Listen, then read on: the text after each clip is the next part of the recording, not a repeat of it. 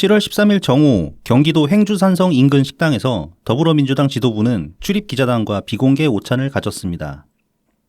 이 자리에는 당대표 이재명을 비롯해 사무총장 조정식, 수석대변인 권칠승 등이 배석했습니다. 이 자리에서 수석대변인 권칠승은 출입기자들과의 관계를 입당 원서만 안 쓴 당원이라고 생각한다며 그런 유대관계로 대한민국의 정치를 같이 회복시켜 가자고 말했습니다. 이어 사무총장 조정식은 출입기자단과 민주당은 운명 공동체이며 출입기자단을 단순한 당원이 아니라 중앙위원급으로 대우해야 한다고 말했습니다. 이러한 발언들이 권한유착 오해를 불러올 수 있다는 지적에 대해 당대표 이재명은 예민하게 굴지 말라며 유착의 의사는 없는 것으로 이해해달라 말했습니다. 사무총장 조정식은 자신의 중앙위원급 대우 발언에 대해 언론인을 존중하며 소통하겠다는 뜻일 뿐 권한유착 의도는 없다고 해명했습니다. 이재명의 민주당에게 당원이란 어떤 존재일까요? 추운 겨울 당사 앞에서 그렇게 소리쳐도 한 번 나와보지도 않았던, 화장실조차 쓸 수 없게 당사 입구를 틀어 막았던, 달면 삼키고 쓰면 언제든 뱉어버릴 수 있는 하찮은 존재는 아니었을까요? 이재명의 민주당에게 중앙위원이란 어떤 존재일까요? 적당히 용돈이나 찔러주면 언제든 내 뜻대로 부릴 수 있는 만만한 존재는 아니었을까요? 더불어민주당 출입기자단 여러분, 수석 대변인과 사무총장의 감언이설에 빠져들지 마시길 바랍니다. 당장은 듣기 좋을 그 말들의 진정한 의미는 당신들은 언제든 쓰고 버릴 수 있는 하찮은 존재이며 쉽게 매수할 수 있는 만만한 존재라는 것뿐이기 때문입니다. 안녕하세요. 본격적인 장마가 시작된 지금 저희는 녹음실에 있습니다. 라이브TV 블랙하우 BC입니다. 네, 호고맨입니다. 네, 이제 본격적인 장마예요. 네, 뭐 지난주 거의 한 이틀 정도 비가 안 왔었나? 뭐 그랬던 것 같고 계속 꾸준하게 비가 왔습니다. 비가 안 온 날이 거의 없다고 이제 기억될 정도였는데 이제 비가 오니까 그 지역 곳곳에서 이제 물난리, 그러니까 수해 소식들이 나옵니다. 네, 지난주와 이번 주의 차이점이라고 하면은 이제 지난주까지는 장마 전선의 위치가 이제 대체로 일본 쪽에 놓여 있었고 그다음에 좀 올라오면은 이제 제주도 지나서 남부 지방까지 이렇게 왔었는데 중부 지방에 이제 왜 비가 왔냐면은 장마 전선 위로 중국에서 발생한 이 저기압들이 서쪽에서 동쪽으로 지나가면서 이 비구름을 끌고 오면서 그렇게 비가 왔었던 거거든요. 근데 지금은 이제 장마 전선이 이제 한반도에 완전히 상륙을 했단 말이죠. 밑에서 위로 올라와가지고. 네, 그래서 이제 제대로 우리나라에서 장마 전선이 오르락 내리락 하면서 이제 비를 뿌리는 그런 상황이 됐습니다. 그러니까 그 말씀을 잘 하셨는데 그 이제 비 오는 양상이 좀 차이가 있는 게 전주 같은 경우는 아니면 그 이전 같은 경우는 대체로 국지성 호우 느낌으로 이게 그 위성 사진 같은 거에 비 오는 날 이렇게 보면은 딱 비구름이 걸쳐진 데랑 안 걸쳐진 데가 이렇게 구분이 확 됐었거든요. 네네, 그렇죠. 그런데 이제 이번 주 같은 경우는 뭐 국지성 호우가 아니라 전반적으로 이렇게 비가 나오는 그런 양상이었고 그래서 이제 수해가 많이 발생을 했습니다. 지역에. 네. 그런데 이제 그 수해를 보면 이제 저는 그런 생각이 들어요. 지금 이제 좀 뭐라고 해야 되나 요즘은 그 도심이라는 데는 심지어 시골도 보면 농로 같은 거 많이 개발이 돼가지고 웬만한 데는 다 포장이 돼 있고. 네네. 그다음에 그 이제 빗물 배수 시설 같은 것도 이제 많이 확충이 많이 갖춰진 상태란 말입니다. 근데 그런데도 보면은 물난리를 다 막지는 못해요. 그렇죠, 그렇죠. 그리고 지금 이제 또 비가 많이 오면서 유실된 것들도 이제 곳곳 발생하고 있고 뭐 다리가 이제 떠내려가는 그런 경우도 있고 그런데 그러면 이제 이 뭐 중앙정부든 지방정부든 간의 역할이라는 게 그런 거 계속 유지보수하고 해야 되는 거잖아요. 네네. 근데 이제 그 점에서 보면 이재명 관점이 또 얼마나 이제 그 얄팍했나. 아, 그리고 상당히 위험하죠. 네, 위험하고 이제 위험한 포퓰리즘이죠, 그야말로. 뭐 그런 데 들어가는 돈을 이제 뭐 쓸데없는 예산이나 이런 식으로까지 이제 폄훼를 했으니까. 그게 쌓여서 결국은 큰 사고가 한번 터졌었죠. 그렇죠. 네. 뭐 이번에 성남 또 보니까 저기 어디 여기더라? 거기 막 지하철 역에서 물 새고 그러고 있더만요. 아, 네네. 이렇게 곳곳에 이제 그 계속 그동안 시설을 방치해둔, 그러니까 대충 내버려둔 그런 영향이 이제 나타나는 거 아닌가 그런 생각도 듭니다. 그러니까 그런 거는 사고 터지기 전에 사실 돈을 들여야 되는데 그러면 티가 안 나기 때문에 저번에도 말씀드렸다시피. 네. 그래서 이제 뭐 저기 그 선출돼야 되는 그런 이제 그 뭐 지역 장이나 그러니까 관리 그 지역 장의 입장에서 보면 사실 이거 이래봤자 티도 안 나는데 돈은 돈대로 들어가고 그러니까 이제 뭐 대충 넘어가고 돈 아끼는 척 하는 게 내가 표방된 유리하지 않을까 그렇게 생각할 수 있을 거예요. 근데 그거는 사실 본분을 망각한 행위고 그런 어떤 이제 유보사 같은 게 가장 기본적인 것이고 그게 이제 뭐 당장에는 그 뭐 세금 이제 낭비하는 거 아니냐 그렇게 생각될 수도 있고 그다음에 뭐 이제 그렇게 생각될 수도 있겠지만은 그런 것들을 그렇지 않다라고 설득하는 게 사실 정치인의 역할인데 이재명 방식은 그게 아니죠. 뭐 그리고 이제 이번 주에 또 보면 이제 윤석열 정부 같은 경우도 그동안에 계속 그런 것들이 있어 왔지 않습니까? 어떤 이제 논란이나 문제 같은 게 생길 때마다 보면은 항상 탓을 할 대상을 만들어가지고 그쪽을 악마화시키는 방식으로 그런 식으로 돌파해 나가려고 했는데 번번이 막혔단 말이죠. 네네. 이번 주도 또 그랬던 것 같아요. 보면은 그 고용보험 뭐지? 네, 실업급여. 실업급여 관련해가지고 뭐 이제 실업급여라는 그런 이제 말장난까지 해대고 뭐 박대출 입에서 나온 것 같던데.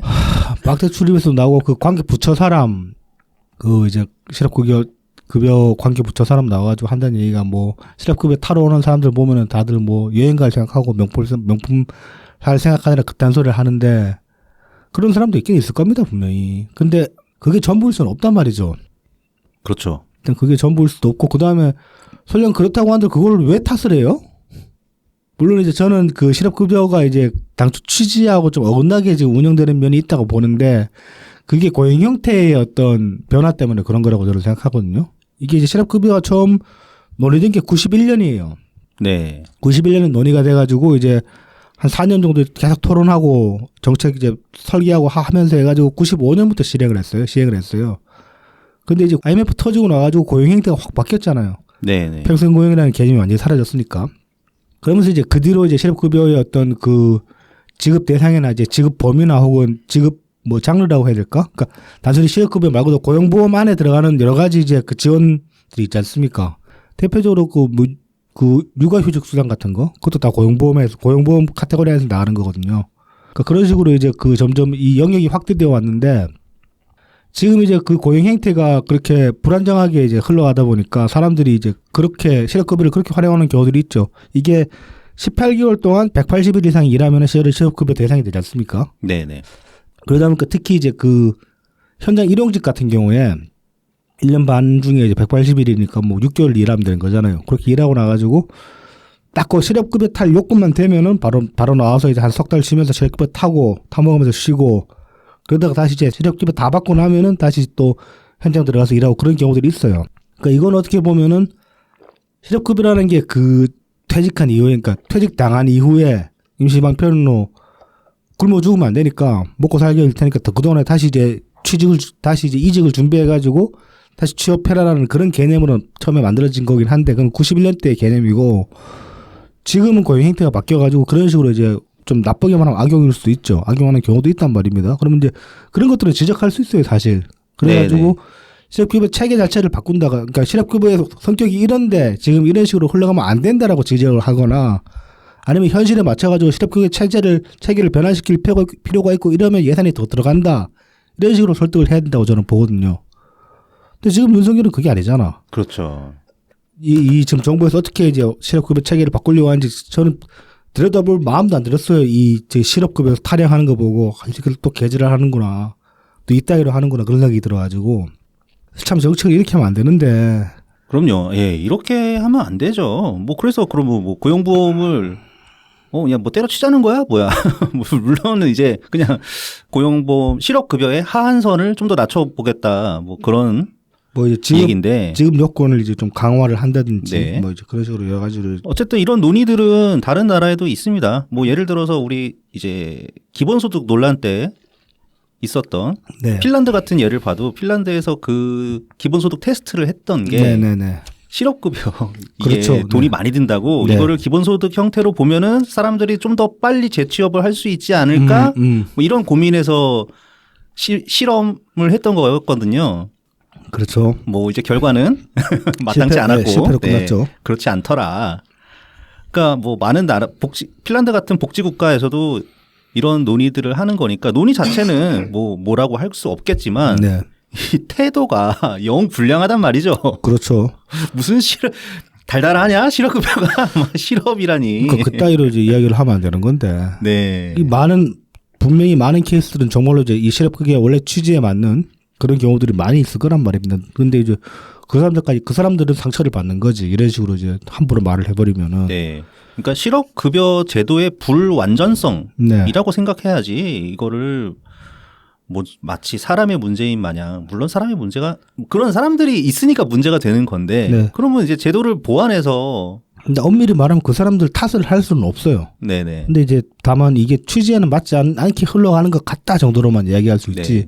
그 돈 타가지고 뭐에 쓰든지 그건 자기 자유인 거 맞잖아요. 그렇죠. 그리고 그게 부당하게 받는 돈이 아니잖아. 정당하게 받는 돈이잖아. 자기가 일한 동안에 보험을 넣고 지금 요건에 대해서 받는 거일 뿐인데. 그렇죠. 그렇죠. 그걸 가지고 뭐라 그러면 안 되죠, 사실은. 그리고 이것도 아마 세대 차이가 있을 거예요. 나이 드신 분들이 왜냐하면 재취업하기가 그만큼 어려우니까 나이가 좀 있으신 분들은. 네네. 상대적으로 근데 좀 젊은 연령들은. 네. 뭐 퇴직금도 어느 정도 받았겠다. 그렇죠. 거기에 실업급여로 당분간 좀 버티면 되니까 자기 뭐 퇴직금의 일부로 그래 뭐 명품 선글라스 써서 젊었을 때 한번 해외여행 갔다 온다고 생각할 수도 있지. 그렇죠. 물론 이제 요즘 같은 때는 환율 문제가 있어서 해외여행을 이렇게 적극 권장하고 싶지는 않지만 엔화가 떨어져가지고. 엔저, 네, 그렇죠. 그것 때문에 지금 여행 수지가 네. 상당하다고 합니다. 지금 해외로 빠져나가는 외화가. 근데 이제 이 논란이 있고 나서 얼마 뒤에 지금 이제 그 윤석열이 리투아니아인가 가가지고. 네네. 이제 김건희는 또 이상한 그 명품 쇼핑하는 듯한. 지금 이제 본인들 말로는 그냥 가게 구경만 했다. 쟤네한테 삐끼가 잡아가지고 끌려 들어갔다 나왔다 이딴 식으로 해명을 하고. 삐끼가 잡아 호객행위 당했다고? 네. 그렇게 지금 해명을 하고 있는데 등신들이냐 무슨 국가 그 수장 마누라가 해가지고 영부인이 네, 영부인이 가가지고 삐끼한테 경호원 10명 대하고 다니는데 그러니까 막 잡혀가? 삐끼한테 붙잡혀가? 빙신이냐? 너무하다. 그러니까 그걸 해명이라고 내놨어. 근데 이제 그런 꼴을 보이면서 사람들 뭐 수당 가지고 명품 산다고 그렇게까지 비아냥대 놓고 지는 돈 많다 이거지. 나는 실업수당 아니고 내 돈으로 샀습니다 이거야. 그리고 솔직히 지금 그 국민의힘이랑 네. 정부 관계자들까지 가나? 모르겠다. 예전에 김정숙 여사님 뭐 옷 가지고 얼마나 옷도 오시고 그 이집트 갔을 때 이제 그 저기 뭐 스핑크스랑 몇 군데 가보시지 않았나? 그거 가지고 그때 이제 그 당시에 그쪽 실무 담당자랑 협의가 돼가지고 이제 갔다 오신 건데 그거 가지고도 뭐 관광을 갔나 어떻게 그렇게 개지랄을 떨었단 말이죠. 네네. 그 언론의 온도차도 그렇습니다. 지금 이제 이 관련해서 보도량이 훨씬 작아요. 당시 이제 그 김 여사님이 그랬을 때는 국공합작으로 다 같이 깠단 말이야. 네네. 근데 지금 이제 윤석열, 그러니까 김건희 같은 경우는 보면 MBC 같은데. 네. 그런 쪽 언론들만 좀 지적을 하고 있고 저쪽 언론들은 그렇게 지적을 안 하더라고. 차라리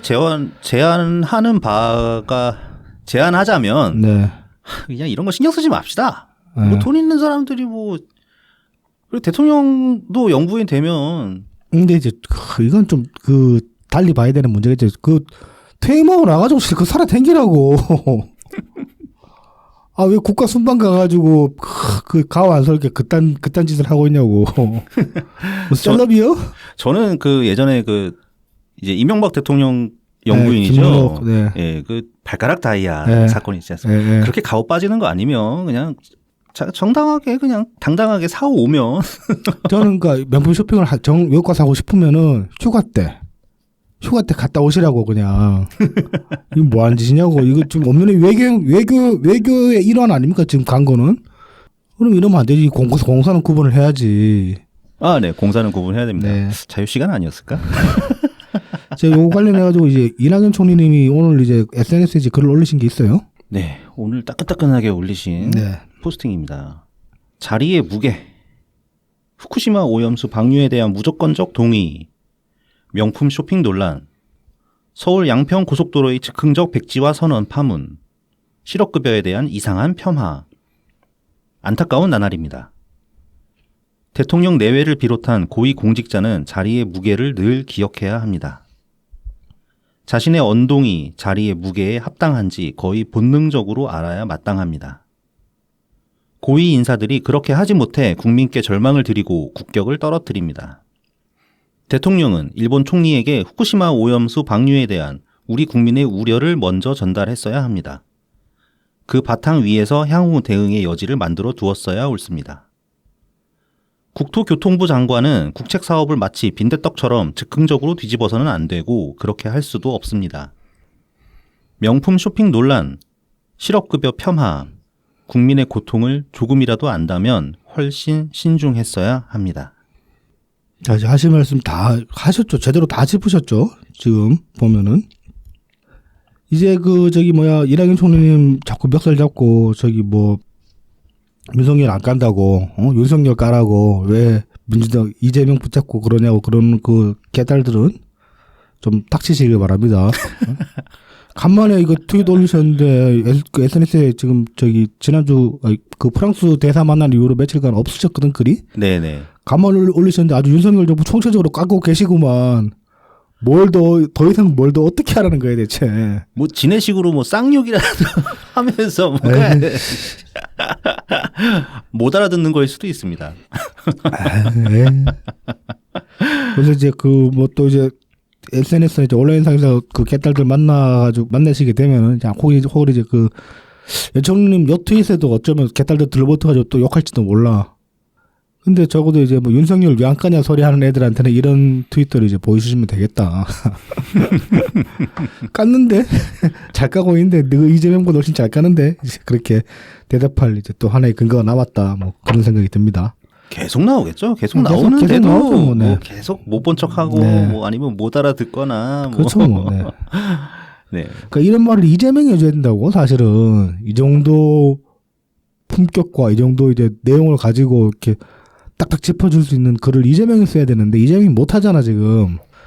지금 못하는 게 아니라 늘 못해왔었죠. 늘 못했죠. 네. 네, 늘 못해왔었습니다. 그러니까 개딸들한테 다시 한번 말씀드리는데 그렇게 윤석열 정부 까는 게 뭐고 싶고 윤석열 정부 좀 속시원하게 까줬으면 좋겠다 싶으면은 연총리는 당대표로 세워 니들이.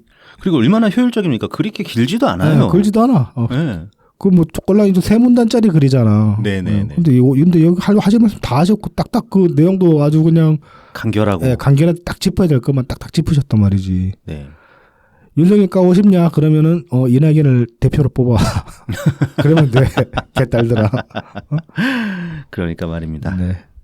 좀 알 때도 되는 것 같은데 아직 모릅니다. 현타 와가지고 좀 이탈하는 사람들 좀 나와줘야 되는데 지금쯤 되면은 진짜로. 네, 짧은 소식 알아봤고요. 이제 저희를 도와주시는 고마운 분들 소개해드리고 본 내용으로 들어가겠습니다. 후원 계좌를 통해서 트친 S님, 추노리 짜이밍님 후원해주셨습니다. 네, 감사합니다. 요새 이재명이 뭐 누구 잡으러 다니나? 모르겠어요.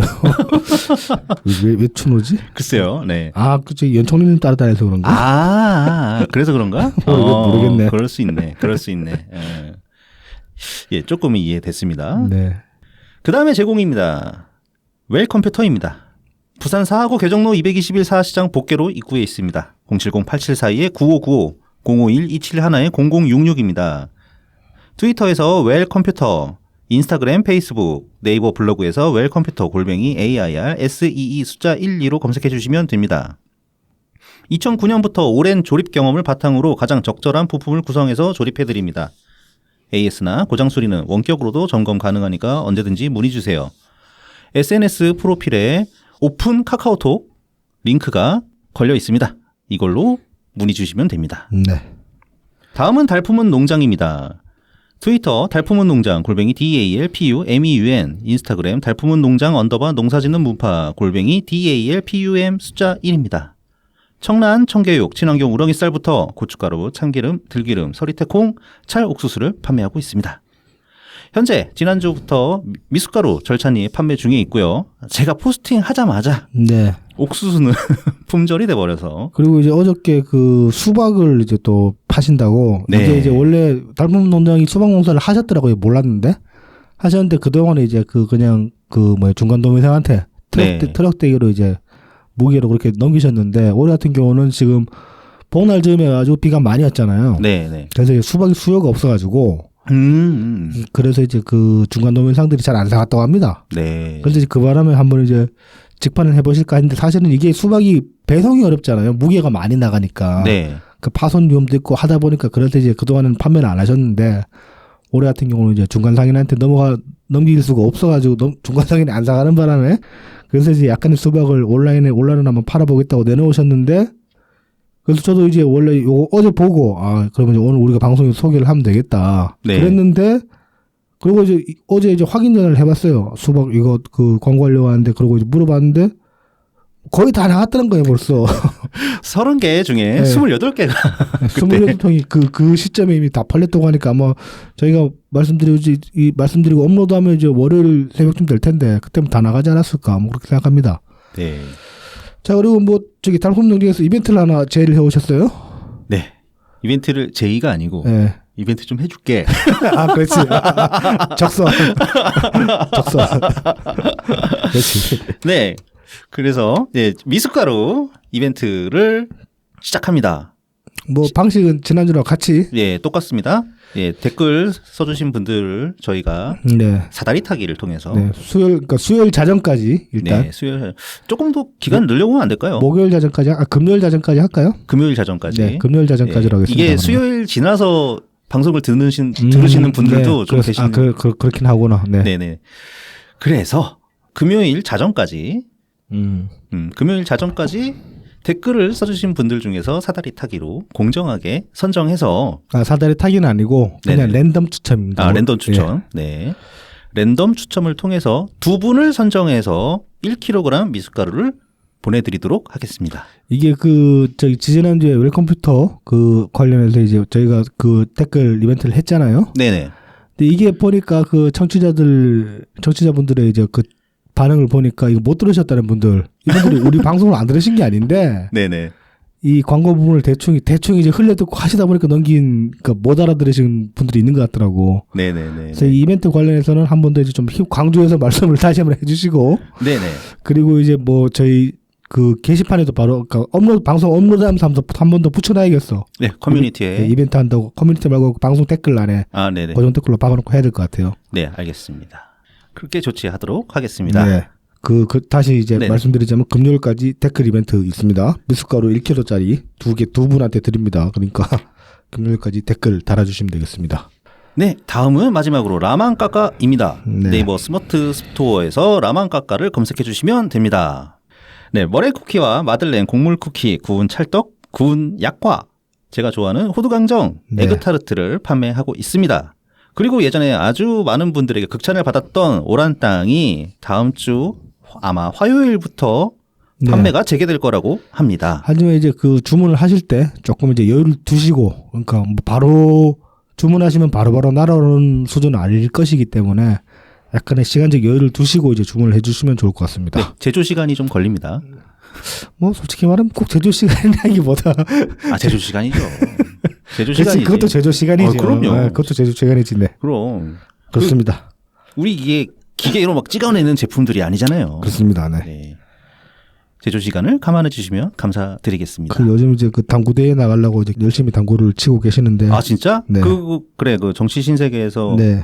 예, 당구대회 나도 한번 나가볼까 하는데 시간이 안 될 것 같아가지고. 근데 이제 거기서 이제 김변님이 30은 안 쳐준다. 80 이상만 출전 자격이 있다 그래가지고 막 시작해도 이제 30이고 어저께부터 이제 쿠션 치니까 50 되신 것 같은데 50 올려 치시는 것 같은데. 그래서 이제 쿠션 때문에 요즘 많이 괴로워하시는 것 같더라고. 아무튼 이제 열심히 연마하셔가지고 80을 넘기시길 바랍니다. 네. 자, 이렇게 저희를 도와주시는 분들 소개해드렸고요. 이제 본 내용으로 들어가겠습니다. 첫 번째 소식은 지난주에 한번 전해드렸는데요. 이제 완결이 되었다고 합니다. 네. 무한 현수막 사건 판결입니다. 이거 이제 판결 받으신 분이 판결문을 제공을 해주셔가지고 한번 읽어봤습니다. 읽어봤고 이게 전문을 다 읽어드려도 좋은데 좀 분량이 돼가지고 약간 요약을 해봤어요.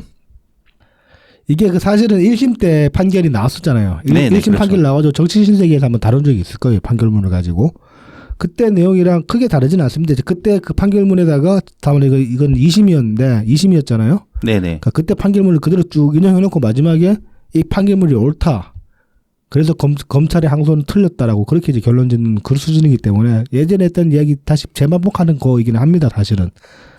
그다음은 뭐 좋은 일이니까 뭐 다시 보는 것도 나쁘지 않고 그다음에 이 판결문 자체를 봐도 상당히 좀 얻을 만한 교훈들이 있다. 그래서 이제 한번 소개를 해드리려고 합니다.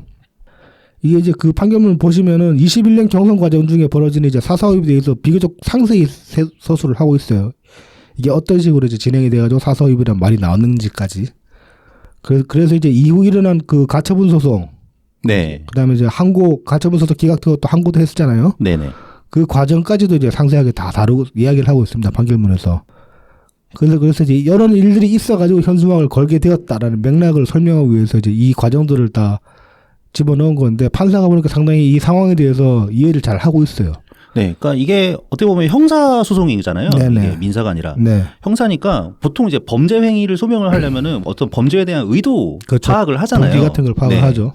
그러니까 일단 범죄 의도가 일부러 뭐 이낙연 후보를 올리고 뭐 이재명을 뭐 낙선시킨다거나 아니면 또 윤석열을 당선하거나 뭐 그런 의도에 의해서 현수막을 걸게 된 게 아니라 의도 자체가 민주당의 불공정했던 경선 과정에 대해서 지적하기 위해서 벌어진 일이다라는 거를 설명한 거죠. 그래서 이제 이분들이 내것인 현수막이 총 4가지 이제 종류 4가지 문구가 있었는데 네. 그 중에 이제 세정의 현수막 내용을 보면은 뭐 양당 후보 모두 이제 교체. 네네. 그러니까 민주당이든 국힘이든 다 후보 교체하라 이제 그 내용만 있었을 뿐이고 이제 그러니까 단순히 이거는 뭐 누가 돼야 된다 그 얘기가 아니라 이 양당 모두 지금 대선 후보를 내세운 사람이 부적합하다. 이걸 지적하는 내용이었다는 겁니다. 그래서 이제 이게 공직선거법 58조 1항 3호에 나오는 내용. 정당의 후보자 추천에 관한 단순한 반대의 의견 개진 내지 의사 표시에 해당이 된다. 그러니까 네. 58조 1항 3조가 이제 선거 때 그 정치적 발언의 범위 같은 걸 이제 규정하고 있는 그런 조항 같은데 거기서 이제 보장하는 그러니까 그 조항이 보장하는 범주에 들어가는 이제 그런 현수막이라는 거죠. 그리고 이제 나머지 한 종의 현수막을 보면은 정과 사법 내놓은 민주당 지선 총선 곡물도 없다.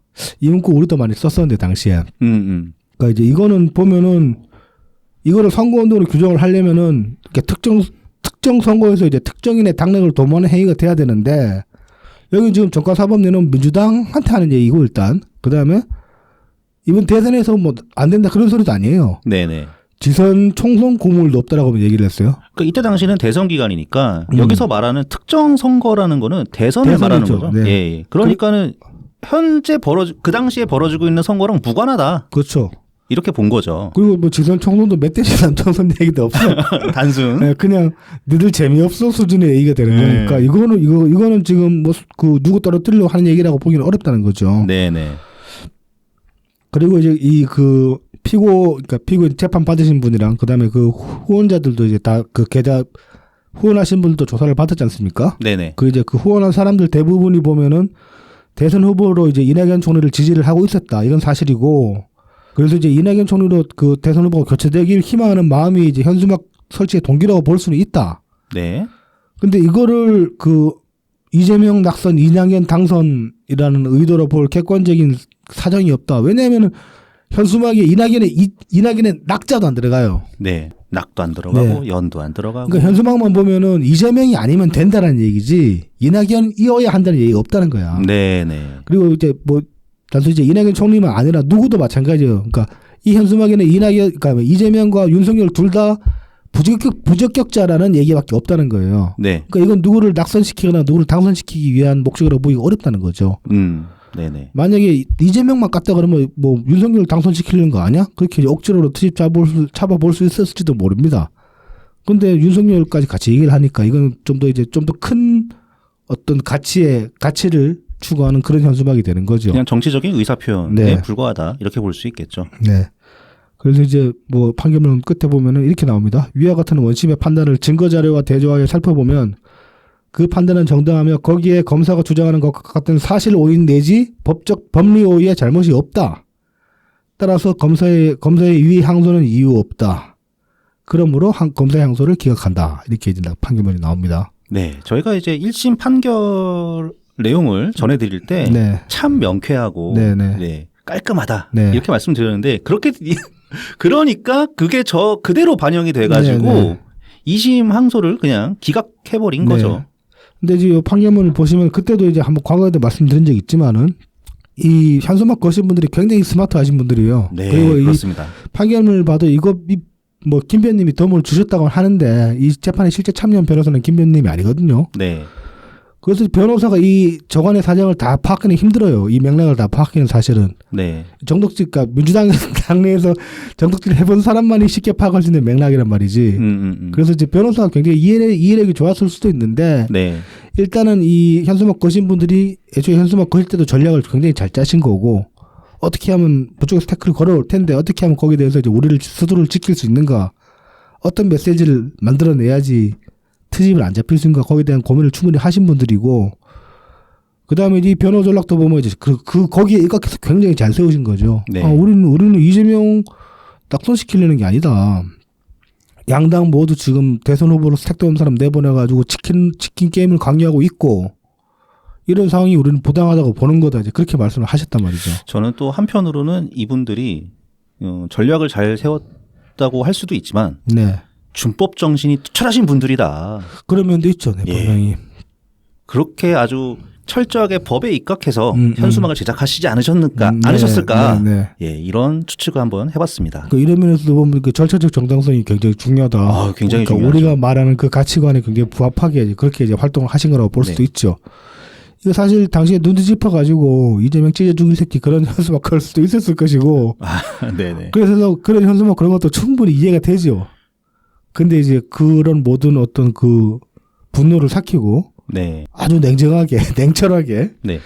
이렇게 이제 저는 전략을 짜신 거라고 생각을 합니다. 그래서 이거는 뭐 저희도 많이 본받아야 된다. 네. 이런 태도와 이제 그 어떤 방법론은 최대한 열을 식히고 당장 뭔가를 실행하려고 할 때는 최대한 그 냉철한 상태를 만들어서 그렇게 잘 살펴봐야 된다. 왜냐하면 온 사방이 저기 어떻게든 꼬투리 잡으려는 놈 투성이기 때문에 어설프게 하면은 제대로 이제 전달도 안 됩니다. 이런 메시지 같은 건 특히. 네. 그래서 이렇게 해서 이제 아무튼 2심 판결이 이제 지난주에 말씀드렸다시피 이제 승소로 끝이 났고 그다음에 검찰 측이 그 상고 기간이 있잖아요. 상고할 수 있는 기간이 있잖아요. 네네. 근데 결국 상고를 안 해서 이제 뭐 상고 포기한 걸로 보고 그래서 이제 재판은 이걸로 확정이 됐습니다. 그래서 이제 재판 받으신 분께서는 그 형사보상제도를 통해 가지고 이제 소정의 보상금을 받게 되실 것 같다라고 그렇게 말씀을 하십니다. 이게 뭐 큰 돈도 아니고 그냥 뭐 햄버거 먹고 짜장면 한번 먹을 정도 뭐 그 정도일지도 그 정도일 것 같아요. 보니까 이게 그 재판 과정에서 구류를 살았거나 그러니까 구치소까지 갔거나 그러면은 그 수감 기간 하루에 이제 최저 5,000원씩 쳐가지고 이제 보상을 해주는 그런 그게 있어요. 네네. 근데 이 경우는 그런 게 아니라 가지고 아니 뭐 이 정도면 사실 변호사비 정도는 줘야 되는 거 아닌가 싶은데. 그러게. 그 뭐 변호사비 정도도 안 나와요. 그냥 뭐 빵 한 번 사 먹을 정도 뭐 그 정도밖에 안 나는 것 같더라고. 어찌됐건 간에 참 다시 한번 축하의 말씀을 드리고 그다음에 굉장히 정말로 그 모범이 되는 네네. 태도 보수를 네. 다시 한번 잘 보여주셨다. 네. 그런 생각하게 네. 되는 그런 사례를 만들어 주셨습니다. 네. 네, 다시 한번 축하드립니다. 네. 자, 다음 소식은 아주 오랜만에 이분이 등장을 하셨어요. 네.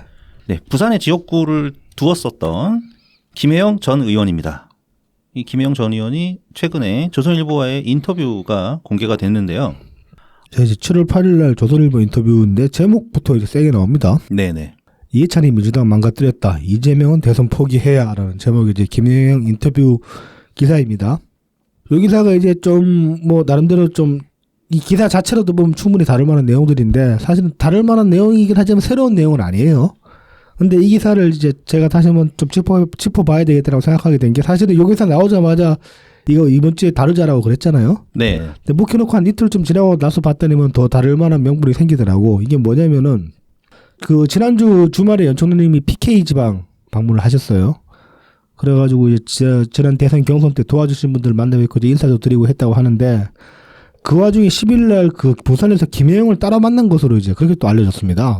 근데 왜 김혜영을 만나셨을까? 그 전에 어떤 그 특별한 인연이 있었던 것도 아닌데 아니면 경선 때 뭐 김혜영이 이낙연 총리님 캠프에서 일을 했던 것도 아닌데 그런데 이제 그걸 생각해보면 연 총리님이 7월 8일 기사를 보신 게 조선일보 인터뷰 기사를 보신 게 아닌가 그런 생각이 듭니다. 이제 뭐 좀 이어서 이제 설명을 드리겠지만 요 기사에서 나오는 이제 김혜영이 어떤 그 민주당을 향한 이 문제의식이라는 게 우리랑 거의 싱크로율 한 90% 이상입니다, 이거는. 네, 그렇습니다. 김혜영이 뭐 그동안에 계속 이렇게 생각을 해왔다면 우리랑 같은 곳을 봤다는 얘기가 되는 것이고, 아니면 뭐 SNS를 통해 가지고 문파들의 한 이야기를 접하면서 그런 거에서 동화된 것일 수도 있을 거예요. 어쩌면은 그건 알 수는 없지만 아무튼 김혜영이 굉장히 이제 우리랑 거의 싱크로율 90% 이상의 이제 그런 일치된 생각을 가지고 있는데, 총리님이 이제 이 기사를 보시고 김혜영을 만났으면 또 이 기사에 관련된 내용들을 나누셨을 거 아니겠습니까? 아무래도. 네네. 그렇다고 본다면은 지금 그 문제의식을, 우리가 가진 문제의식을 김혜영을 통해서 총리님한테 전달하는 자리가 됐을 수도 있다는 거예요. 그러면 이제 총리님 부산에서 김혜영을 만나신 게 굉장히 이제 의의가 이제 더 커지는 거죠. 어떻게 보면은.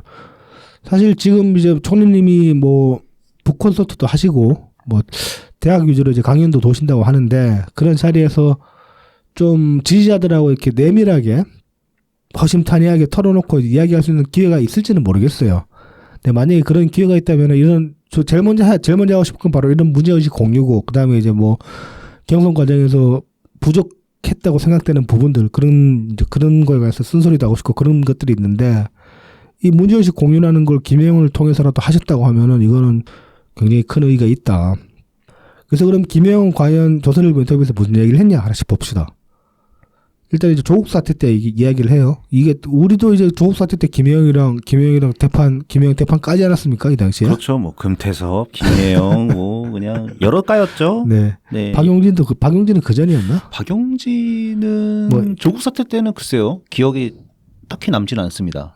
박용진은 뭐 때문에 그 백바지로 깠지? 일본 어쩌고 그것 때문에 그랬나 그때? 박용진 의원은 청와대에서 이제 식사 한번 하고 왔는데, 네. 그때 음식 얘기 좀 했었어요. 음식이 뭐 어땠다. 너무 소박했다 그랬나? 뭐 아무튼 그런 식으로 좀 얘기를 했었죠. 맞다. 자, 그래서 조국 사태 때 당시에 이제 김혜영이 최고위원이었어요. 당 최고위원 중 한 명이었어요. 그래서 당내에서 계속 그 비판적 목소리를 내왔는데, 이 여러 채널로 이제 내부적으로 압박이 심했다고 합니다, 당시에. 뭐 이제 인터뷰 내용을 보면은 더 세게 하지 못한 걸 자기는 후회한다라고 얘기를 해요, 당시에. 그러면서 당시 한 선배 의원이 제발 부탁한다, 가만히 좀 있어달라, 한 번만 더 때리면 조국은 더 이상 못 버틴다고 통사정을 하더라. 뭐 그런 얘기를 합니다. 이게 참 그때로 돌아가면은 선배 의원한테 감사했을 텐데, 네. 지금 하면은 진짜 이거 누구야 이거? 이건 누구야 이거? 조국은 더 이상 못 버틴다. 네. 못 버티게 했어야 했는데 더 빨리 그냥 그만두게, 아니면 진짜 임명이 안 되게 그냥 하는 게 최고이지 않았을까, 그런 생각이 드는데 아쉽습니다. 그러니까 다시 한번 얘기하지만 뭐 조국 사태가 해서 우리 계속 반성을 해야 돼요. 그러니까요. 이런 얘기 나오면은 반성하는 마음이 안 들래야 안 들 수가 없어요. 그 이제 과거에 여러 뭐 대통령들이 하셨던 말씀들을 다시 한번 되새겨 봐야 되는데, 노무현 대통령이 뭐 그런 말씀 하셨잖아요. 광주에서 파치면 뭐 저희 부산에서도 파치다, 그런 말씀 하셨잖아요. 그러니까 조국 사태 때 그랬어야 했다고, 사실은 우리도. 그렇죠. 네네. 문제 될 것 같으면 문제 되는 거지. 그리고 또 대통령님이 이제 우리가 서초에 계속 남아있을 때 어느 순간에 그 말씀 하셨잖아요. 이제 그만 이제 조국을 놔달라, 그 집회 이제 끝내달라, 그런 말씀 하셨잖아요. 그런데도 우리 좀 오래 계속했죠. 근데 그 소리 하니까 대통령 그 말씀 하시니까 나는 이니의 말도 듣지 않는다 이러면서 이니의 말은 들어야 됩니다. 자, 이어서 보면 또 이제 비공개 회의에서 이해찬 대표가 하지 마, 그만해, 그만하라니까. 그렇지. 소리도 여러 번 질렀다. 그러니까 참 자기 마음도 힘들고 그랬는데, 그래도 아랑곳하지 않고 계속 이제 이야기를 해왔다. 그러면서 이제 소수 의견을 낼 수 있는 게 민주주의라고 생각한다. 민주당이 더 다양성을 존중해야 하는데 언제부턴가 경직된 정당이 됐다. 지금은 국민의힘보다 더 획일적이다. 이렇게 비판을 합니다. 이거 되게 옳은 비판이고, 사실 이것도 반성할 지점이 있어요. 네. 이제 근원은 그거죠. 노무현 대통령님 서구 트라우마. 그렇죠. 거기서 기인해가지고 이제 그다음에 검찰에 대한 어떤 증오. 네. 뭐 아무튼 이제 그런저런 트라우마로 인해서 당내에서 어떤 그 문재인 정부 비판적인 목소리. 네. 그런 것들에 관해서 뭐 충분히 반박은 할 수 있어요. 반박은 할 수 있지만은 그거에 대해서 좀 공격적인 태도를 많이 보였단 말입니다. 필요 당시에. 이상으로 억누르지 않았나. 네. 물론 이제 지금 개딸에 비하면 비할 바는 아니긴 합니다만 그 수위가. 근데 다만 그런 것들을 할 수 있는 단초를 제공했다는 점에서는 우리도 반성할 여지가 있는 거죠. 그러니까 김영희 말이 저는 맞다고 보거든요. 소수 의견을 뭐 낼 수 있는 게 민주주의인 게 맞고, 그다음에 그 소수 의견들이랑 토론과 이제 수기 과정을 거쳐가지고 최종 결론을 내는 게 민주주의니까. 그렇게 보면은 이 단순히 뭐 저기 싫은 소리 한다고 그 사람 까는 거는 부당하다. 네네. 비판은 할 수 있고 뭐 토론이 가능하면 토론을 하는 거는 충분히 이제 권장할 만한 일이지만은 야 개새끼야 네가 왜 그딴 소리를 하냐 이런 식으로 이제 그냥 그 까대고 공격하는 거는 부당하다. 그러니까 이제 앞으로 우리 백바지 놓아줘야 됩니다. 이제 그런 거 하면 안 돼요. 저 백바지 사고 한 3번 한 것 같은데 방송이 되고. 맞다 했었지. 네. 네 다시 한번. 네. 오늘 이제 백바지 말고 김혜영 의원에 대해서도 좀 저는 재평가해야 될 부분이 있다고 봅니다. 뭐 당시에 정부에 대한 우리는 특히 이제 조국 사태 때 빈정상해 가지고 돌아선 게 크니까 그렇게 보면은 더더욱 반성할 여지가 있는 거죠. 네. 자, 그 다음에 이제 이어서 그렇게 획일적인 정당이 된 이유가 이해찬 전 대표한테 있다. 네. 네, 이렇게 얘기를 하는데 그 당시에 이해찬 대표가 철저하게 진영 논리로 움직였다. 네. 이렇게 말을 합니다. 네. 그래서 어떻게 하면 저쪽을 나쁜 놈으로 만들까 이것만 고민했다고 하고요. 그다음에 뭘 던져야 표가 될까 그런 궁리만 했다고 합니다. 그래서 이해찬 대표한테는 민주당만이 선이었고 국민의힘은 악이고 그러니까 우리는 뭘 해도 다 익스큐즈가 되는 거였다. 이렇게 인터뷰에서 말했습니다. 이거 사실 이런 사람은 뭐 정치하면 안 되는 사람이죠, 이거는. 그렇죠. 그러니까 이해찬 대표가 철저하게 진영 논리로 움직였다. 네. 이런 증언입니다. 네. 그러니까 김어준이랑 쿵짝쿵짝 하는 거지 그러니까 바꿔 말하면 만약에 이재명이 국힘당 사람이었잖아요.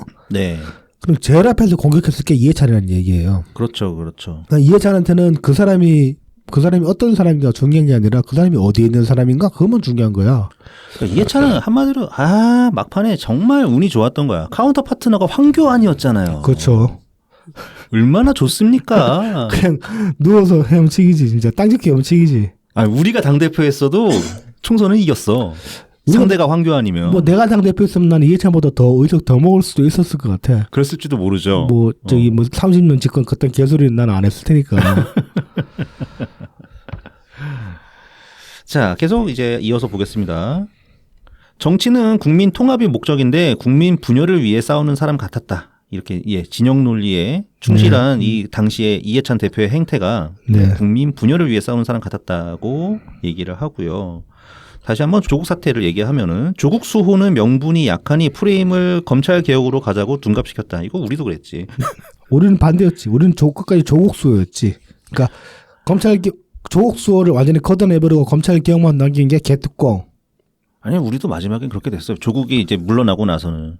그러니까 그때는 그랬는데 그 애초에 최초에 서초에 남았을 때는 안 그랬잖아요. 우리 그때 그 서초 집회 끝내고 개특공이 저기 여의도로 넘어간다고. 걔네들이 이제 국회를 압박한다고 갔잖아요. 근데 이제 검찰 개혁에 대한 거는 똑같았지. 뭐. 아니 그러니까 이제 이때 요 프레임을 전환시킨 걸 그대로 따라간 걸 개특공이라는 거지. 그래서 그 김혜영이 이 발언을 놓고 보면은 당시에 개국본 같은 경우는 이해찬 지도부랑 어느 정도 교감이 있었다. 그때 뭐 많죠. 그 집회 그러니까는 그 텐트라고 해야 되나? 네네. 이제 집회 관계자들 텐트에 뭐 김현이 들락날락거렸다고 했나, 최민희가 들락날락거렸다고 했나, 뭐 이제 그런 게 목격했다는. 뭐 메신저 역할을 했나 보죠. 아마도. 네, 그런 소문도 있고 그렇죠.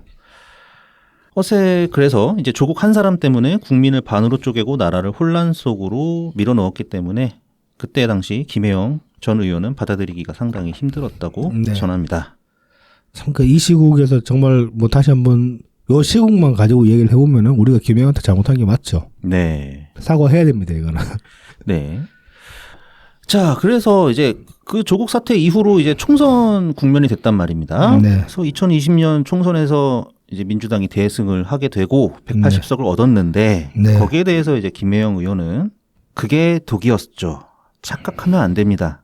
그거는 코로나 대응에 대한 결과였습니다. 국민이 조국 사태를 받아들인다는 건 아니에요. 아직도 민주당은 모르는 것 같아요. 예, 내일 총선을 치른다면 다수석은 국민의힘이 될 겁니다. 여론조사 믿으면 안 돼요. 그것도 상당히 이제 문제의식이 우리랑 인식이 비슷하다고 볼 수 있죠. 네. 이때도 그때 초선들이 막 갑자기 왜 조국 사태 때 반성한다고 막 그런声明도 내고 그때 나도 막 그 트위터 썼는데 야 조국 사태 그랬으면은 야 총선 때 이렇게 대선을 할 수 있었겠냐? 조국 사태 아무 영향이 없었다. 영향이 없었던 건 맞을 수도 있는 것 같은데 이제 국민이 조국 사태를 받아들였다 아니다. 저는 받아들였다고 그때 당시에 생각을 한 거거든요. 근데 김혜영 전 의원의 이 얘기를 들어보면은 아 모르는 일이구나. 그리고 그게 어떻게 보면 대선 때 나타난 것일 수도 있다. 그런 것 같습니다. 뭐 충분히 이제 그렇게 생각할 여지가 있고 그다음에 또 조국 사태에 관한 어떤 그 여론의 온도라는 게 우리가 감지할 수 있는 부분이 좀 제한적일 수밖에 없었을 거예요. 네. 그래서 그런 점을 감안하고 보면은 뭐 적어도 50대 50. 네네. 아주 이제 좀 그 여유 있게 봤을 때 한 50대 50 정도 그 찬반이 딱 갈라지는 수준이지 적어도 우호적으로 흘러간 적은 없다는 거예요.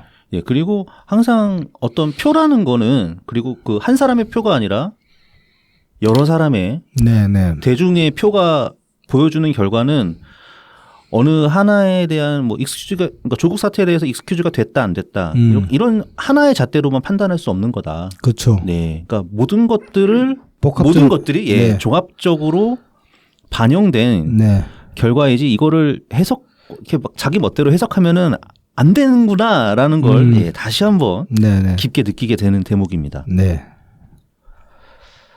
자, 이제 이어서 또 이 조국 사태에 이제 붙여가지고 이런 얘기도 합니다. 그 추미애랑 조국이 윤석열 정부를 만든 1등 공신, 1, 2등 공신이다.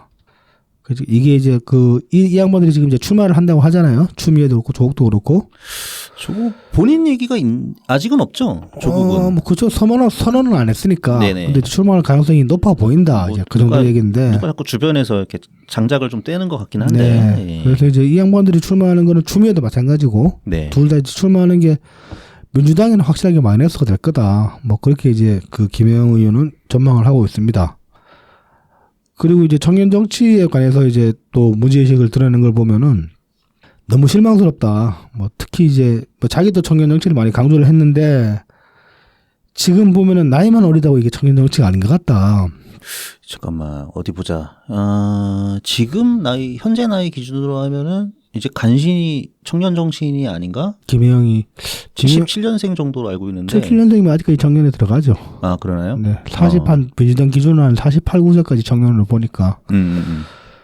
그래서 이제 그 청년 정치라는 게 기득권에 용감하게 도전할 수 있는 게 청년 정치의 핵심이라고 자기는 생각하는데 지금 요즘의 청년 정치인들은 보면은 뭐 기존 정치인들 혹은 이제 86 운동권만도 못해 보인다. 그래서 이제는 어디 가서 청년 정치 얘기도 못 하겠다 이렇게까지 얘기를 합니다. 그러니까 이게 지금 86 운동권 선배들보다 더 노회해 보인다. 청년 정치가 아닌 것 같다. 뭐 대표적인 케이스가 이제 김남국, 장경태, 뭐 그런 애들이라고 할 수 있겠죠. 그러니까 저는 뭐 누차 말씀드렸다시피 청년 정치라는 게 청년을 발탁해가지고 당장에 어떤 자리를 맡기는 게 아니라 이 사람들이 정치적으로 훈련하고 이제 그 직업 정치인으로 살아갈 수 있는 그런 계기를 마련해 주는 거, 그게 청년 정치라고 저는 보거든요. 그래서 지금 보면 애들 웃기는 게 이 새끼들이 하나같이 코파에 바람이 들어가지고 도의원, 시의원 알로 봐요. 나이 이제 막 뭐 20, 되어서 뭐 30 이런 애들이 당장 바로 국회의원 하려고 그렇게 덤비고 있어. 얘네들은 그 어떤 정치에 대한 개념도 부족하고 사회에 대한 어떤 경험도 부족해가지고 이해도가 굉장히 낮은 상태인데 그 상태에서 국회의원 뺏으려고 뭐 하겠다는 건지 모르겠어요. 뭐 이제 선례들이 몇 개 좀 있으니까 이제 그런 거 보고 이제 허파에 바람이 들어서 그런데 그런 정치들이 사실 틀렸다는 거지. 그래서 사실은 이 청년들이 장경태가 사실은 그 점에서 좀 길을 잘 닦아줬어야 했는데 좋은 선례로 남았어야 했는데 이 엄청난 실패의 사례가 되는 거 아닌가 그런 생각이 들긴 합니다. 근데 어쨌든 간에 청년들한테 이제 정치를 뭐 배워나가는 그런 기회의 장을 열어주는 게 저는 청년 정치라고 생각하거든요.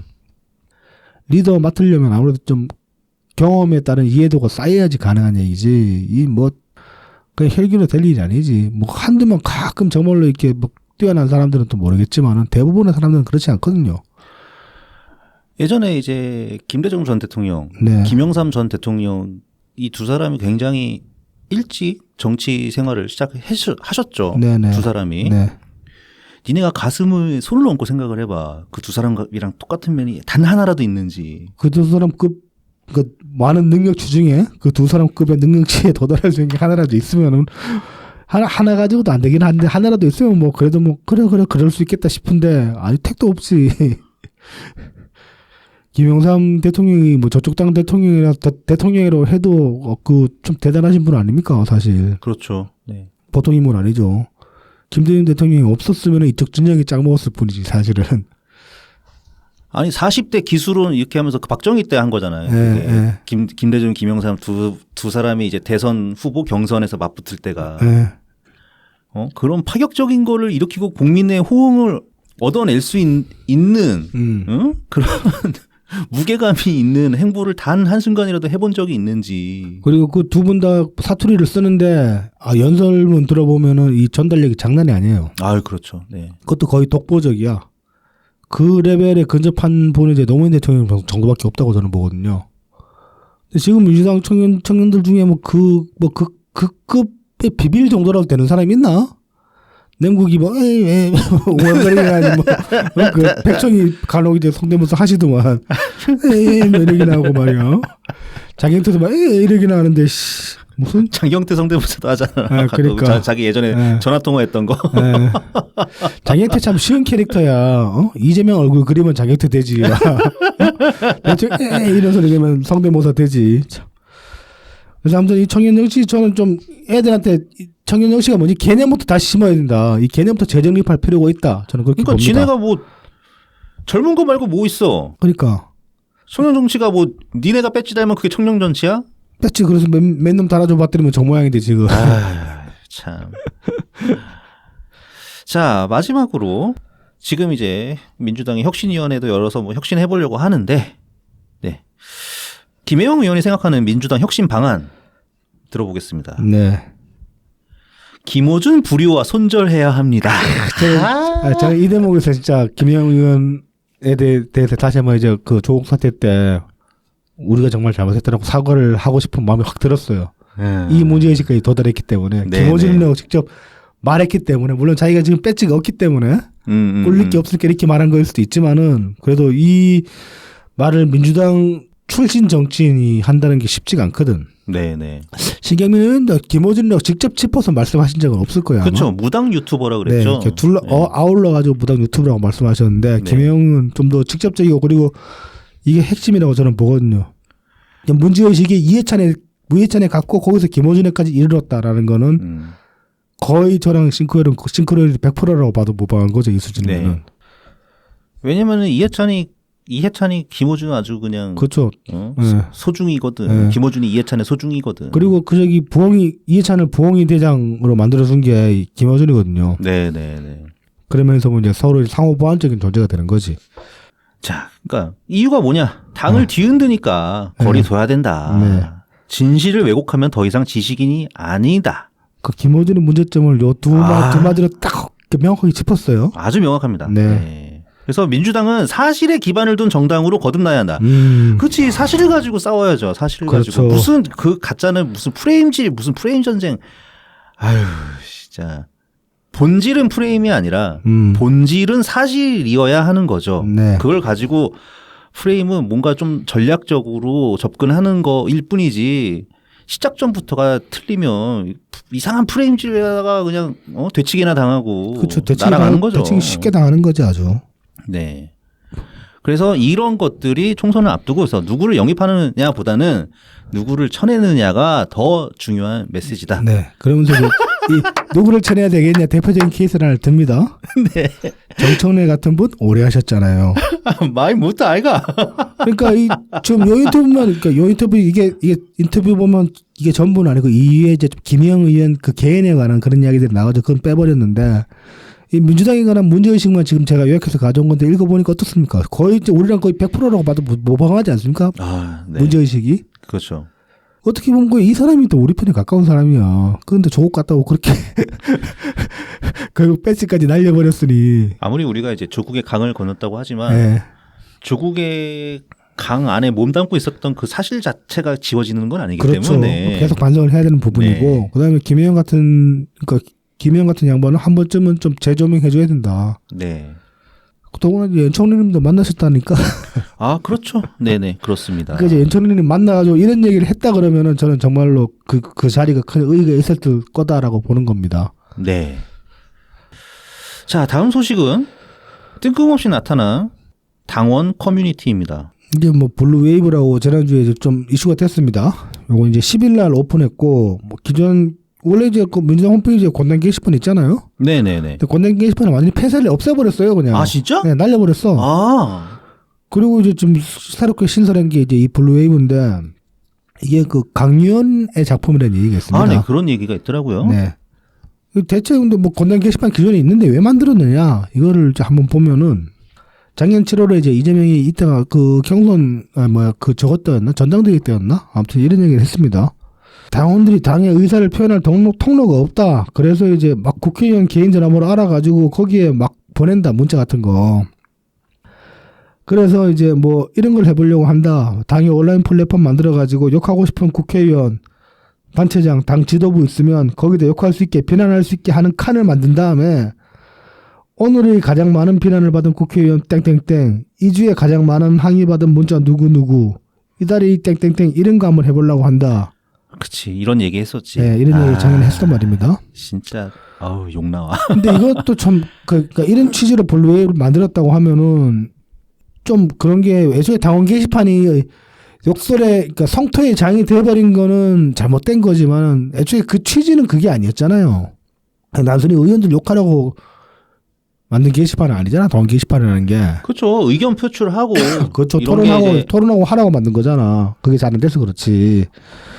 근데 이제 이재명은 대놓고 그냥 뭐 그 욕바지 게시판 하나 만들어 줄게.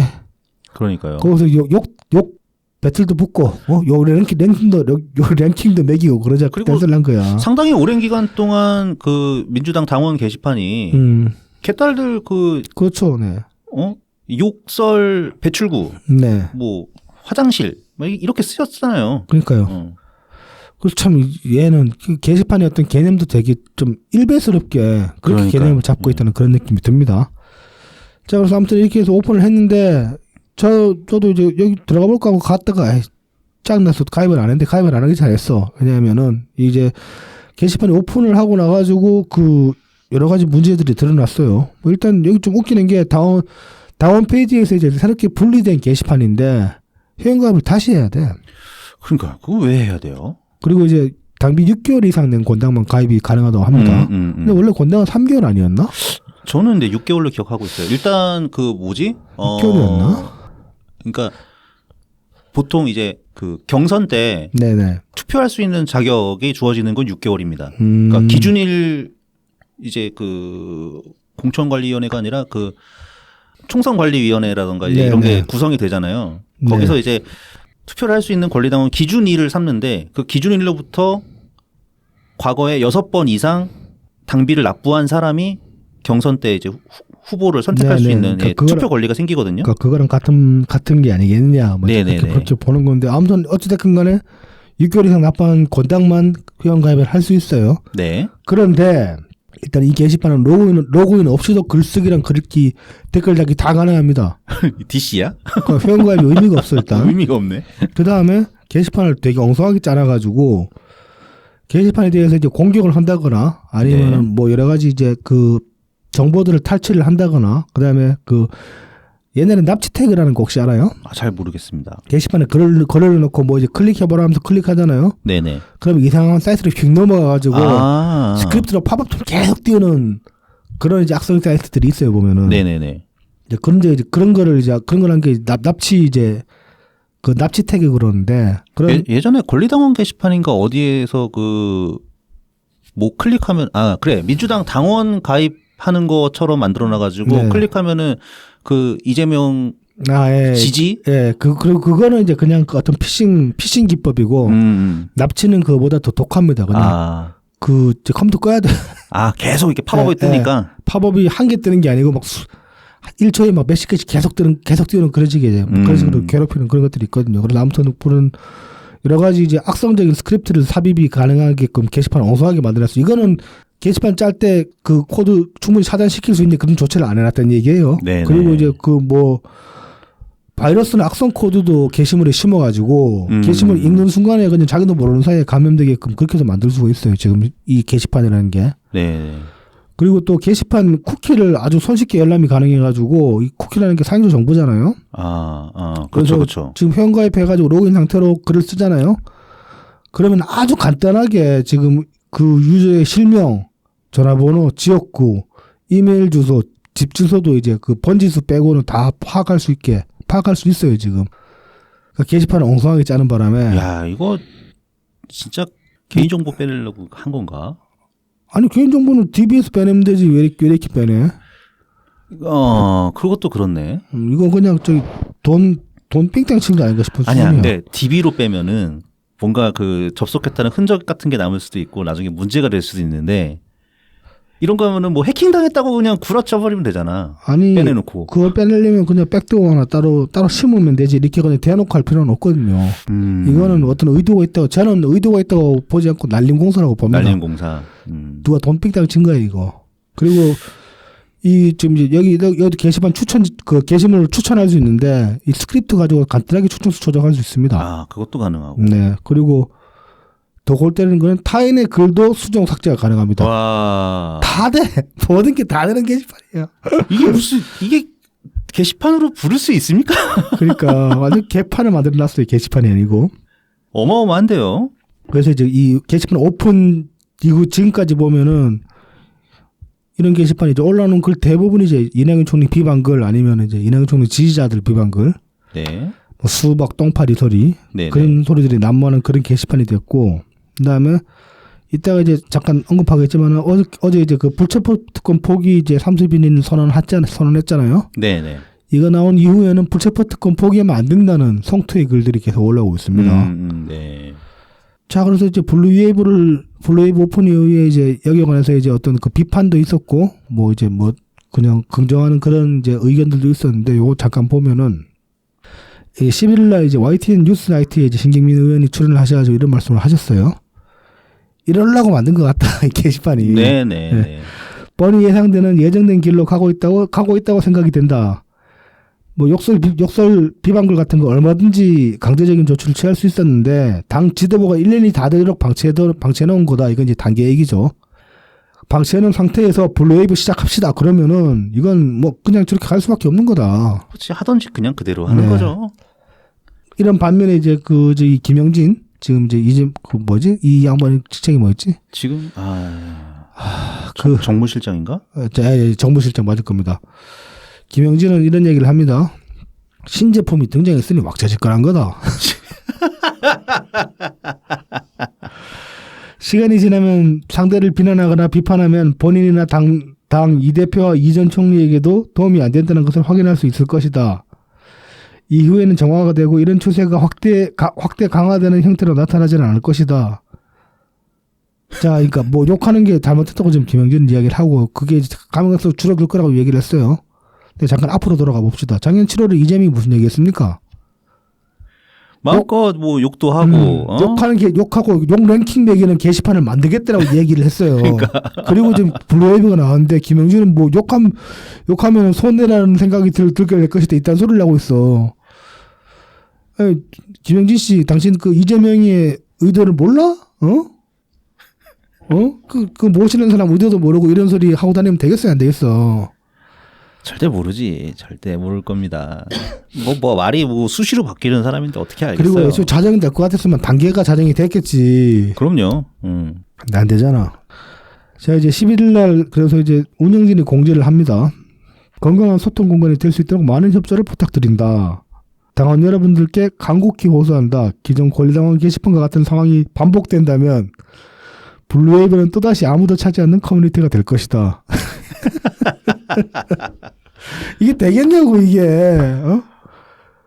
근데 지금 이 게시판 관리도 제대로 안 하고 있어요. 그래가지고 이 블루웨이브를 보면은 우리는 그냥 시큰둥하잖아요. 아, 저 새끼들 뭐 저 권당 게시판에서 또 무슨 헛짓거리 하려고 게시판 새로 파가지고 저지랄인가 그렇게 생각하잖아. 다들. 네. 뭐 별로 가입하고 글 쓰시려는 분들 별로 없어 보이더라고 주변에 보면은. 아이 그 개인 정보가 이렇게 막 털리는데. 아니 그게 아니더라도 애초에 그냥 별로 이제 막 가라든지 말든지 막 네, 그런 입장인데 이 개딸들은 또 개딸들대로 불만이 많아요. 일단 이런 게시판이 굉장히 호소하게 굴러가고 있다. 개인정보 다 털린다. 이런 것들 때문에도 이제 불만이 있고, 그 다음에 게시판, 그래서 이제 이 게시판 관리 누가 하는지 알아보려고 이점 연결 주지 않아가 이제 당에 전화를 걸어봤대. 네. 당에서 안내를 안 해준다는 거야.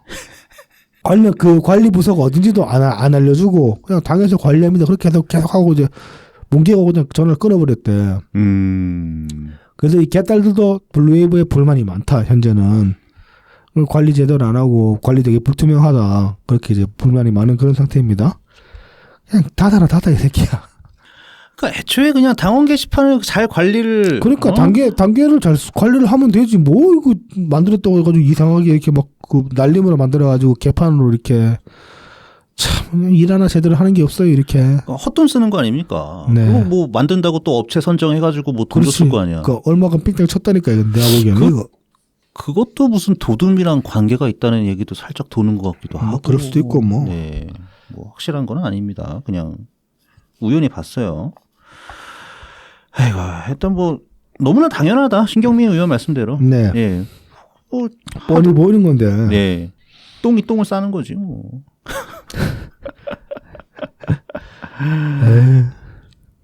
네, 그래서 다음 이야기는 혁신위를 좀 살펴보려고 합니다. 네네. 지금 혁신위가 출범이 된 지 한 3주, 거의 한 달 정도. 그러니까 김은경 혁신위원장이 임명된 시점으로 하면은 이제 한 달 정도 됐어요. 그런 다음에 이제 바로 그저께 불체포 특권 포기 서약을 하려고 그게 이제 혁신위원회 1호 쇄신안이었다고 합니다. 근데 의원총회에서 대차게 까였죠. 그래서 혁신위가 그동안에 무슨 일을 했는지 한번 보겠습니다. 자, 앞서 말씀드렸던 것처럼 6월 15일에 이제 김은경 혁신위원장이 임명이 됐고 20일에 이제 어느 정도 인선을 마치고 1차 회의가 시작됐습니다. 그때 이제 김은경 위원장이 더불어민주당은 국민의 신뢰를 잃고 그렇기 때문에 국소수술이 아닌 전면적 혁신을 해 나갈 것. 이런 표현을 했어요. 재밌습니다. 가죽을 벗기고 뼈를 깎는 노력을 통해 윤리정당으로 거듭나게 하겠다. 네. 이렇게 의지를 밝혔고요. 그래서 이제 혁신 방향으로는 반대편 정치 세력을 지지하는 국민들까지 감싸 안는 포용과 확장의 정당, 당원을 존중하고 민의를 충실하게 반영하는 정당이 돼야 한다고 말했습니다. 뭐 구구절절. 뭐 만말이지 뭐. 네, 만말을 했고요. 공허한 만말이지. 그러면서 이제 우리가 한번 좀 깠던 내용이죠. 네. 당내 분열과 혐오를 조장하고 혁신 동력을 저해하는 모든 시도와 언행에 대해 관용을 베풀지 않겠다. 관용을 안 베풀어야 되는데 왜 개딸들처럼 놔두고 있나? 글쎄요. 블루웨이브만 한번 털어도 아주 그냥 수두룩 뺑뺑이 할 텐데.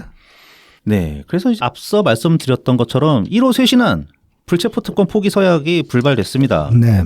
그래서 이게 6월 23일에 발표가 됐단 말이에요. 꽤 제법 이른 시점에 발표가 됐어요. 네. 그러면서 이제 사실 민주당에서는 약 3주가 흐르는 동안 답이 없었습니다. 이렇게 뭐 이렇게 논의가 활발하게 이루어진 것도 아니었고요. 네. 그래서 이제 그저께 있었던 의원총회에서 그 전날 이제 김은경 혁신위원장이 12일에 이런 얘기를 했습니다. 이거 안 받으면 민주당 망합니다. 그래서 아주 강하게 압박을 한 거죠. 네. 그럼에도 불구하고 13일 의원총회 때 불발된 겁니다.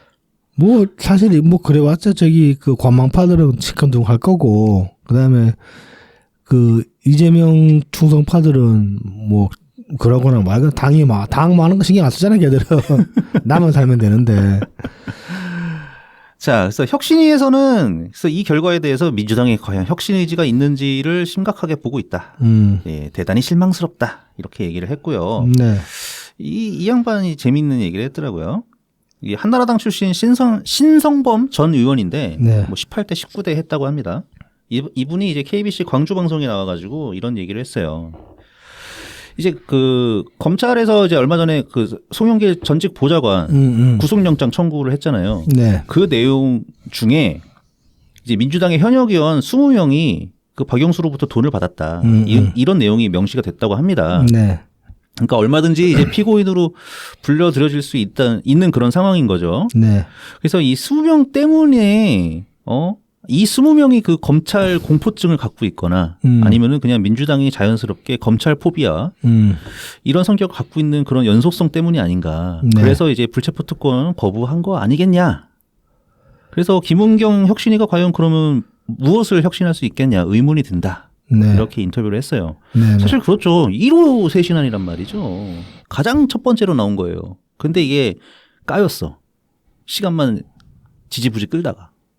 자, 국민의힘에서는 애초부터 계속 이걸 비웃었었어요. 네. 그러니까 막 김기현 대표가 우리는 뭐 몇 명이 서명했는데 민주당 뭐 할 수 있겠냐. 이재명 방탄하느라고 뭐 소명길도 뭐 지켜야 되고 계속 지금까지 방탄을 이어갔는데 뭐 혁신 불체포 특권 포기할 수 있겠냐. 아주 비웃었고 그다음에 이제 혁신위에서 2호 쇄신안이 있거든요. 네네. 2호 쇄신안은 뭐냐면은 꼼수 탈당 방지 대책을 마련하겠다고 이렇게 했어요. 그렇죠. 그랬는데 7월 7일에 누가 돌아왔냐? 예, 우리 김대중 전 대통령님의 막내 아들 김홍걸 씨가 복당이 됐어요. 그렇습니다. 네. 이 김홍걸이 2020년 한 10월쯤에 9월에 제명이 됐구나. 제명이 됐는데 이때 제명된 이유가 2020년 총선 후보 등록 때 부동산 재산 신고 누락되고 부동산 투기 의혹이 있어가지고 그래서 제명이 된 겁니다. 이때 같이 제명당한 게 아마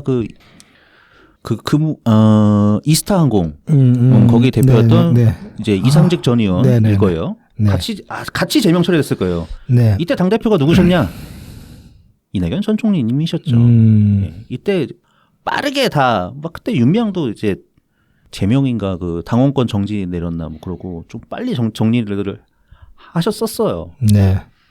이낙연 총리 참 이거 김홍걸 그렇게 단칼에 자르는 거 보면은 확실히 공사가 구분이 되는 분이지 그런 점에서도. 그렇죠. 네. 저기 뭐 사적인 정이 있으면 김홍걸한테도 그렇게 못 하실 수도 있을 텐데.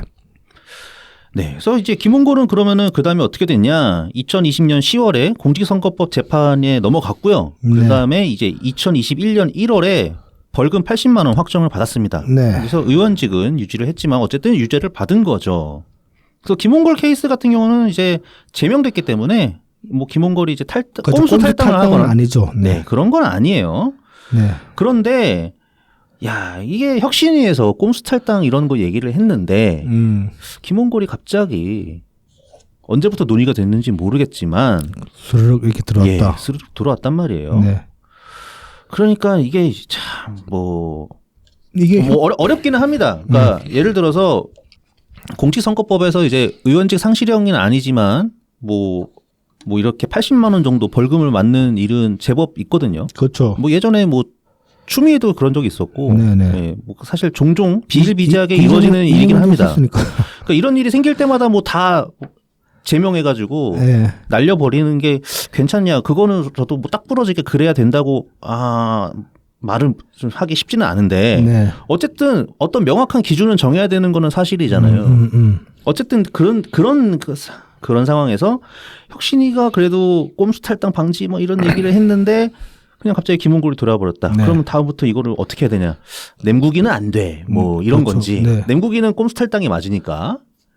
그리고 애초에 이 꼼수 탈당 방지법 이런 거를 그 혁신 안으로 걸려면은 민영배 다시 쫓아내고 해야 돼. 아, 그렇죠. 상징적으로. 맞습니다. 민영배. 가장 대표적인 꼼수 탈당 아닙니까? 그렇죠.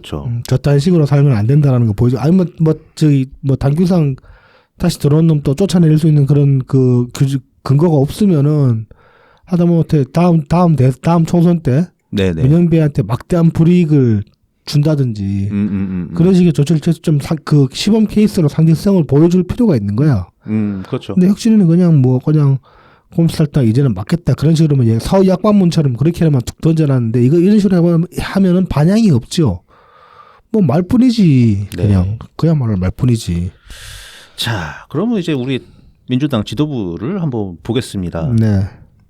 자, 1차 회의에서 막 가죽을 벗기고 뼈를 깎는 이런 얘기를 이제 김은경 혁신위원장이 했을 때 그때 이제 참석한 이재명 당대표는 이렇게 얘기했어요. 혁신기구에서 논의된 사안을 전폭적으로 수용하고 국민들에게 사랑받는 정당으로 거듭나는 데 노력하고 최선을 다할 것. 이렇게 얘기를 했는데 1호 쇄신안 나오고 나서 사실 별로 그렇게 전폭적인 지지를 받을 수 있게 한 게 없습니다. 네. 네.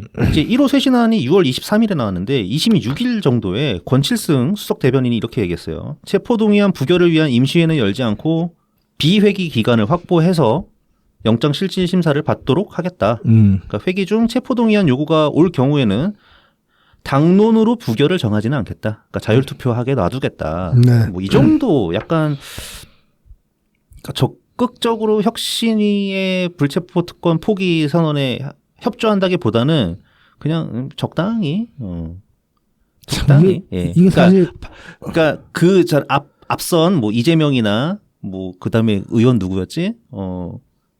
노웅래? 그때 있었던 것처럼 이렇게 적극적으로 방탄을 하지는 않겠다. 뭐 이 정도의 선언인 걸로 보입니다.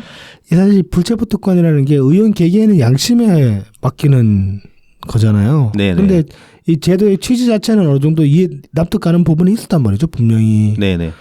근데 참 얼마나 애새끼들이 비양심적으로 변했으면은 이게 지금 뭐 제도 취지 자체가 꼭 나쁘다고 할 수 없는 이런 법안이 이렇게 무시당해야 되는 그런 상황까지 이르렀나 뭐 그런 생각도 듭니다.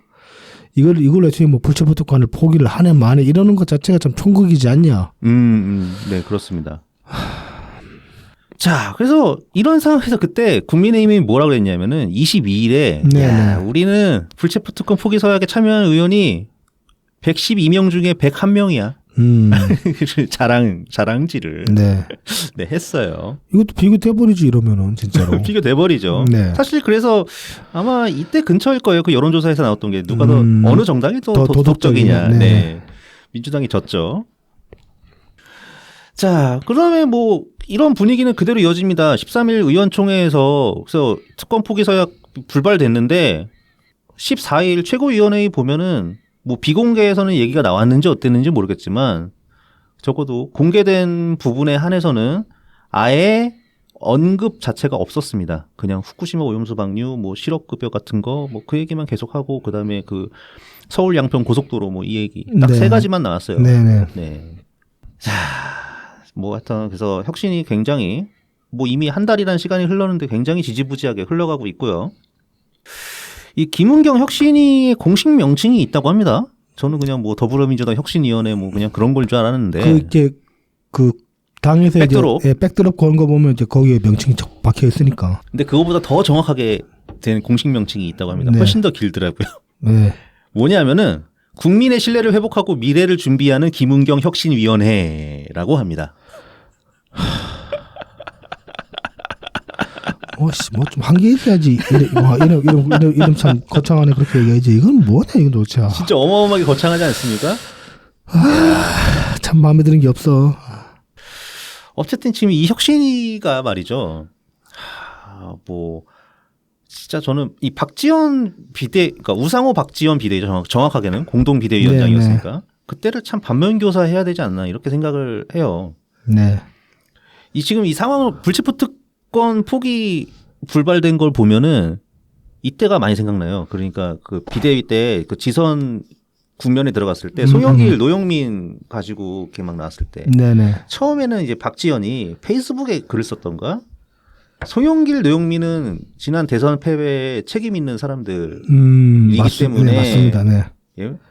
컷오프 되거나 불출마해야 된다. 그쵸. 이렇게 얘기를 했는데 네. 이제 전략공천관리위원회에서 송영길하고 박주민은 컷오프를 시켰어요. 네. 근데 이제 노영민은 살아남았단 말이죠. 그래서 네. 이제 경선으로 갔어요. 네. 그러니까는 나중에 또 박지원이 뭐라고 합니다. 네. 아니, 노영민은 살아남는데 송영길은 왜 컷오프냐. 그리고 노영민은 막 부동산 정책에 책임 있는 사람인데 송영길은 지난 대선 때 열심히 헌신한 것밖에 없다. 갑자기 송영길을 확 올려쳐줍니다. 네. 그래서 노영민 전 비서실장이 어떻게 됐는지 제 기억이 안 나는데 어쨌든 다시 송영길은 서울시장으로 그렇습니다. 예, 나오게 되는 나중에 거죠. 김진아랑 단일화까지 해가면서 서울시장 후보가 됐고 네. 대패했죠. 네. 네. 그때 이제 이재명은 이렇게 막 대놓고 막 드러나서 말을 하지는 않았거든요. 송영길 해줘야 된다. 뭐 어떻게. 근데 아마 박지원 그 뒤에 나온 박지원이 낸 책 있잖아요. 책에 보면 이재명에 관한 내용이 있었을걸? 아, 당시. 그랬나? 네. 이재명이 압박했다고 뭐 그런 내용이 있었을걸? 네. 그때 이제 이재명 약간 꽃놀이패 같은 거였죠. 뭐 조홍천 같은 사람은 막 그 비판하고. 근데 박지원은 약간 좀 그래도 계속 약간 그 이재명의 주장인 것처럼 보이는 거에 쪽으로 계속 얘기를 하고. 그렇죠. 네. 그러니까 처음에는 뭐 이렇게 막 누구 컷오프도 하고 뭐 이렇게 단호한 모습 같은 것도 보여줬었는데 좀만 며칠 지나면은 다 유야무야 그냥 사라져 버리고. 그러니까 애초에 이 낙하산으로 뭔가 자리를 그 권한을 받게 된 사람들이 착각을 하는 게 그 권한이라는 게 꼭 그 자리에 의해서만 권한이 보장되는 게 아니에요. 권한이라는 거는 특히 정치 집단에서의 권한이라는 거는 본인의 역량이랑 자리가 같이 맞물려야지. 그러니까 그 권한을 휘두를 만한 정치적 역량이 있어야지 그 권한이 자기게 되는 거지. 그냥 자리만 던진다고 그 권한이 자기게 되는 게 아니에요. 그러니까 만약에 정말 결기 있게 하려고 그랬으면 아씨 나 못해먹겠다 하나 던지고 나간다. 그렇죠. 나 자꾸 이렇게 무슨 허수아비처럼 내버둘 거야? 그러니까, 그런 승부수도 던져봤어야 되는데. 그렇죠. 집 끌고 들이받고 해야 되는데 그 비실비실 하다가 끝나고 나가지고 이제 와서 만말하면 무슨 소용이냐고 대체. 그러니까요. 근데 이제 김은경 혁신이도 뭔가 그런 식으로 흘러가고 있지 않냐. 그나마 그 어저께 이제 그 31명 네. 그리고 이제 뭐 더 좋은 미래 이쪽에서 이제 불체포 특권 포기하겠다. 그건 이따가 얘기할 거니까 예. 제껴놓고. 그러면서 이제 조금 혁신이 면이 좀 세워질 수도 있는 가능성이 생기긴 했는데 뭐 글쎄요 이렇게 계속 그냥 꺼다 놓은 보릿자루 마냥 흘러가는 상황이거든요.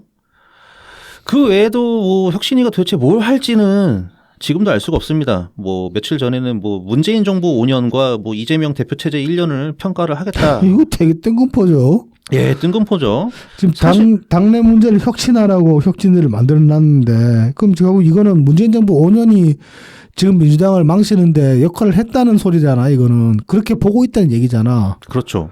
이거 말이 안 되죠. 말이 안 사실 되잖아. 제대로 하려고 하면은 추미애, 이해찬, 이낙연, 송영길, 이재명 체제 그 1년에 문재인 정부 5년 동안 그 거쳐갔던 네. 민주당 당대표들 각 체제에 대해서 한번 내가 평가를 해보겠다. 뭐 이제 굳이 그 문재인 정부가 지금 민주당 꼬라지에 기여한 바가 뭐가 있냐, 그러니까 악영향을 미친 게 뭐가 있냐, 그걸 짚는다면 저는 두 가지 정도는 말할 수 있을 것 같아요. 앞서서 이제 김영희 얘기했던 거, 네네. 바로 그겁니다. 그러니까 조국 어떤 때까지 임명한 거 그건 잘못이었다.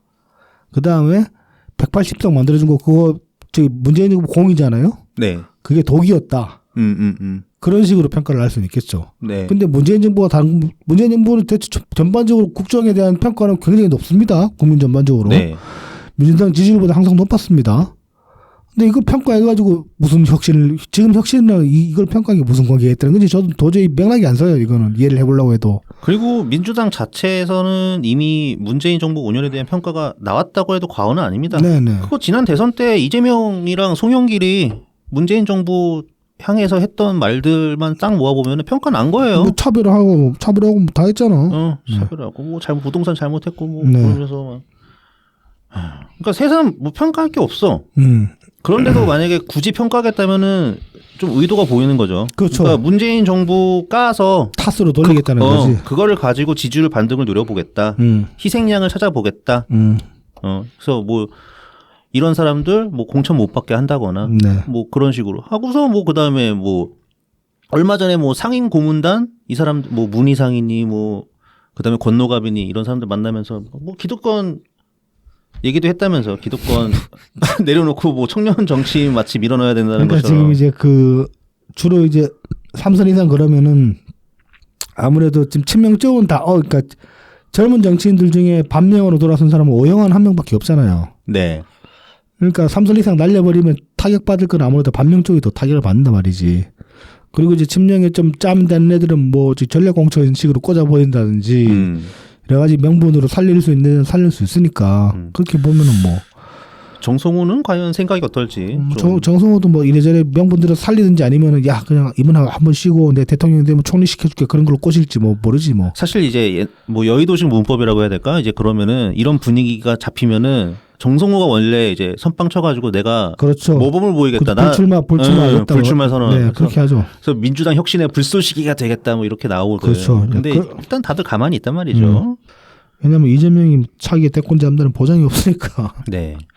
이쯤에서 이제 마지막으로 그냥 이거 다시 한번 보고 싶어요. 네. 그 지지난주인가? 네. 네. 7월 초에 이제 이낙연 전 총리께서 5.18 민주묘역 참배하시면서 민주당 혁신에 대한 조언을 하셨는데 아주 짧게 간단하게 하셨죠. 네. 혁신의 핵심은 도덕성 회복과 당내 민주주의 활성화. 그렇죠.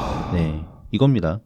사실 저는 이 맥락으로 김혜영 전 의원을 만나신 거 아닌가? 뭐 충분히 그럴 수 있습니다. 네. 그래서 네. 어떤 통합의 행보 이런 거를 간접적으로 보여주신 거 아닌가 이렇게 생각을 하거든요. 네. 그러니까 당내 쓴소리에 지금도 불편해하고 있지 않습니까? 네. 혁신이도 그렇고 심지어. 네. 예. 그래서 지금 민주당 당내 민주주의와는 거리가 멀고, 그다음에 뭐 이재명 송영길에 대해서는 그냥 다 그냥 입국 닫고 침묵하고 있잖아요. 이런 상황에서 이제 도덕성이 회복된 윤리정당으로 거듭나기는 참 쉽지 않은 상황이죠. 예.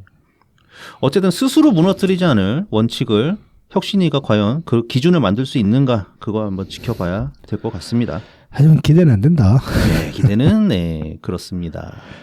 자 그래서 이제 혁신위의 제1호 쇄신안이 그렇게 이제 당내에서는 무산이 됐는데 이게 이제 7월 13일 결국은 의원총회에서 그냥 뭉개버렸잖아요. 네. 그러고 나서 이제 바로 다음 날 어제죠. 14일 날 비명계 31인이 이제 불체포 특권 포기 선언을 합니다. 네네. 명단 한번 읽어주시죠. 네. 강병원, 고용진, 김경만, 김종민, 김철민, 민홍철, 박용진, 서삼석, 송갑석, 신동근, 양기대, 어기구, 오영환, 윤영찬, 윤재갑, 이동주, 이병훈, 이상민, 이소영, 이용우, 이원욱, 이장섭, 조승래, 조오섭, 조응천, 최종윤, 허영, 홍기원, 홍영표, 홍정민, 황희 의원 네, 서명했습니다. 총 31명입니다. 이게 이제 그 어저께 정치신세계에서 이제 윤과피님이 잘 짚어주셨던데 이게 그렇다고 해서 13일 날 의총에서 그 쇄신안을 뭉개면서 거기에 대한 반발로 뭐 나온 건 아니고 그거랑 그 혁신이랑 상관없이 애초에 별도로 한 몇 주 전부터 이렇게 준비해왔던 일이라고 합니다. 이게. 네, 이게 그러니까는 그 가피님 취재에 의하면은 한 3주 전부터 진행됐다고 해요. 네. 근데 이러면은 시기상 이제 혁신위에서 그 1호 쇄신안 발표했을 때랑 거의 시점이 같아요. 근데 애초에 이제 그걸 염두에 둔 건 아니라는 거지. 특별히. 적어도 그 공식적으로 그러니까 취재를 통해서 알려진 바에 따르면은 그렇다는 얘기죠. 그렇죠. 그냥 어쩌다 보니 이렇게 시기적으로 맞았다 그런데 뭐 타이밍이 상당히 굿 타이밍이긴 했습니다. 네, 네. 그리고 이제 여기 이제 뭐 주도적으로 이제 이 불체포 특권 포기 선언을 이제 주도적으로 이제 추진한 사람들이 보면은 5인방이라 그랬나? 그래서 이제 그동안 방송에 나와서 쓴소리 많이 했던 사람들, 뭐 조홍천, 네네. 이상민, 뭐 김종민 의원도 들어간다고 네, 등등으로 해가지고 뭐 그리고 또 이원욱이랑 한 명이 누구지 신동근 의원이었나? 아무튼 아무튼 그렇게 해서 5명 정도가 주축이 돼가지고 이렇게 했다고 하고 근데 실제로는 지금 요 선언한 31명 이외에도 그 민평년 주축으로 한 그 새로운 더 좋은 미래네. 네. 그쪽도 지금 한 40명쯤 되는 모양이에요, 거기가. 네, 그래서 다 합치면은 한 70여 명 정도 된다. 당내 최대 개파라고 하니까 네. 더 좋은 미래가. 그래서 추정하기로는 지금 이제 이 불체포 특권을 내려놓겠다라고 말하는 의원이 한 70명 정도 되고 이 사람들을 포괄적인 반명으로 봐야 되는 거 아니냐. 그렇게 볼 수 있는 겁니다. 네. 다만 이제 뭐 이 사람들이 전부 다 이낙연 총리랑 같은 길을 갈 것이냐 저는 그건 절대 아니라고 보거든요. 네. 근데 이제 다만 적어도 지금 당내에서 그나마 맞는 말을 이제 처음으로 한 사람들이 그 정도 나왔다는 얘기가 되는 거죠. 네, 이게 마치 그거 같은 거죠. 마피아 게임 할 때 이제 밤이 되었습니다. 네. 마피아들은 고개를 들고 서로를 확인하는 거지. 그래서 너도 이렇게 되는 거지. 이게 이제 여러모로 좀 재밌는 게 그 이재명은 일단 불체포 특권 포기한다고 얘기를 했습니다. 네, 그렇죠. 근데 지금 당내에서 이제 그 친명이 주축이 된 당내 주류는 불체포 특권 포기하면 안 된다라고 나왔어요. 네, 네. 근데 또 혁신에는 불체포 특권 포기라고 얘기를 했어요. 그렇죠. 그래서 지금 이 비명계 31인은 선언은 이재명 말을 따르는 게 되고 혁신의 말을 따르는 게 됩니다. 그렇죠, 그렇죠. 그러면 이 사람들을 어떻게 비판할 수가 있지? 친명 커뮤니티에서는 뭐 이 31명을 갖다가 반혁신파라고 네. 도장을 찍었다면서요. 그러면서 이제 그 저기 사생부 올리는데 그러고 있는데 야 누구 당대표만에 제일 충실한 사람들인데 왜 이 사람들이 그거냐고. 이재명이 또 뭐 아무 데서나 내가 가서 얘기했나? 심지어 그 교섭단체 대표연설에서 국회에서 네. 얘기한 거야. 국회에서 방송에 대고 전 국민들 앞에서 얘기를 한 건데 지금 그래서 참 이 저기 개딸들이 지금 이 사람들한테 비판하는 것도 상당히 스스로도 좀 머리 꼬일 거야. 참 머리 아플 거야. 그런데다가 대외적으로 그러니까 그 정치적으로는 이 사람들 비판을 할 수가 없어요. 저거 반명이라고 얘기도 못 해. 그렇죠. 예. 그래. 네 말이 맞다. 우린 네 말 따를게. 그러면서 한 모양새가 되어버리기 때문에. 그래서 이게 이 동원에 여기 이제 그 의원총회에서 뭉개진 바로 다음날 이렇게 딱 때려버린 것도 시기적으로 굉장히 어떻게 다르게 손 쓸 틈도 없이 바로 팍 던져버린 게 되고, 그 다음에 논리적으로 봐도 이거는 깔 수가 없는 거야. 네. 그리고 일반 국민들이 보기에도 누가 더 혁신에 적극적이냐, 이런 게 보이는 거죠. 네. 예. 어느 계파가 더 적극적이냐. 뭐 그렇게 볼 수도 있죠. 네. 네. 그래서 여러모로 참 굿타이밍이었다 뭐 그런 생각이 듭니다. 그렇습니다. 자, 뭐 마지막으로 이제 이낙연 총리님 소식을 좀 봅시다. 지난주에 이제 아시는 대로 지난주가 아니지 이번 주에 이제 아시는 대로 그 만찬이 이제 무기한 취소가 됐어요. 이게 뭐 당일날 만찬 이제 뭐 우천으로 취소 그런 얘기 나오다가 기사가 몇 개 나오다가 무기한 취소라는 말까지 나와가지고 되게 반가웠는데 이날 이제 그 오후에 만찬을 가질 거라는 이제 보도가 나와가지고 또 막 그 저기 좀 성질 급하신 분들은 이낙연 지지 처리안에 막 그런 말씀을 하시는 분도 있었어요. 네. 어떻게 이재명의 요청을 들어줄 수가 있냐 뭐 이제 그런 맥락으로. 그 이제 뭐 어느 정도 그 짜증 내시는 거 이해가 안 되는 건 아닙니다. 근데 뭐 결국 이날은 좀 그렇게 이제 지지 처리한다 그러고 막 집어 던지셨던 분들이 좀 뻘쭘해야 할 그런 그 결과로 이제 귀결됐습니다. 저녁때 결국은 무산됐기 때문에. 네. 이게 신경미 의원께서도 방송에 나와서 수차례 언급을 하셨잖아요. 네. 그러니까 만나진다. 그렇죠. 만나는 건 당연한 거예요. 이건 왜냐하면 거부할 명분이 없어요. 그러니까. 그리고 그리고 계속 거부하면은 그것도 모양새가 안 좋단 말이지. 그렇죠. 네.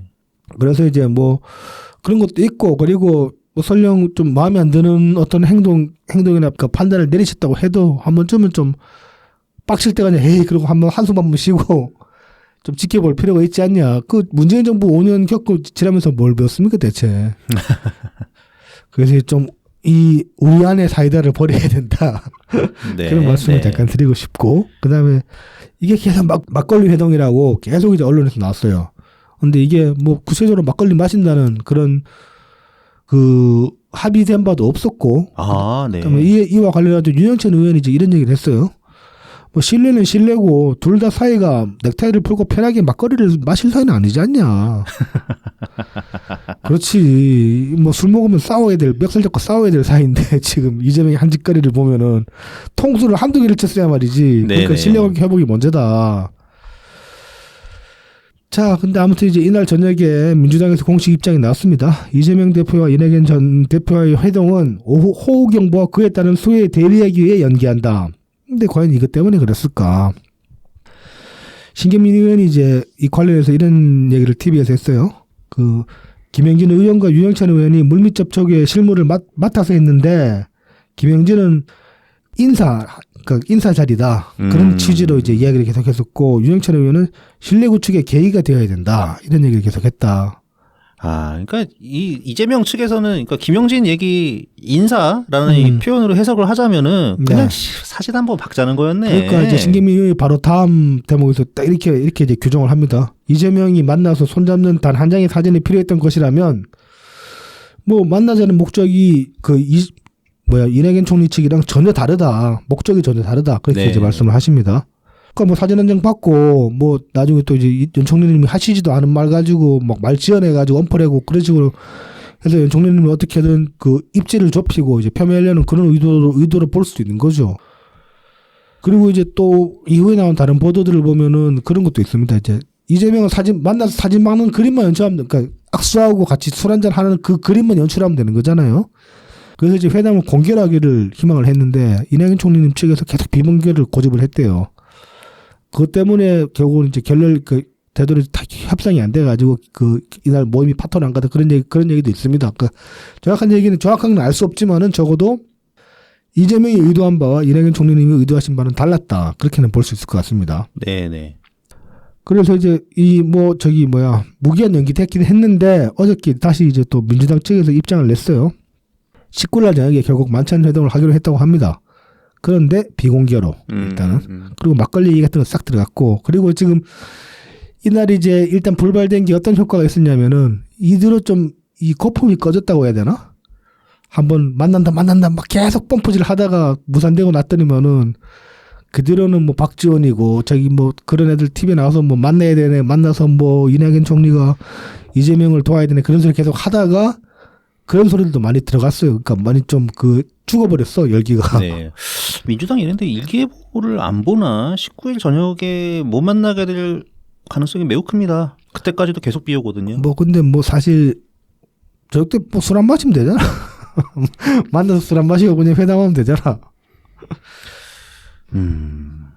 아무튼 이거 근데 민주당 공식 입장으로 나오긴 했는데 저는 솔직히 좀 못 믿겠어요. 이것도 민주당이 워낙 지금 계속 헛소리 원포를 너무 많이 해놔가지고 네네. 좀 두고 봐야 될 것 같고 19일 대보면 알겠지. 네.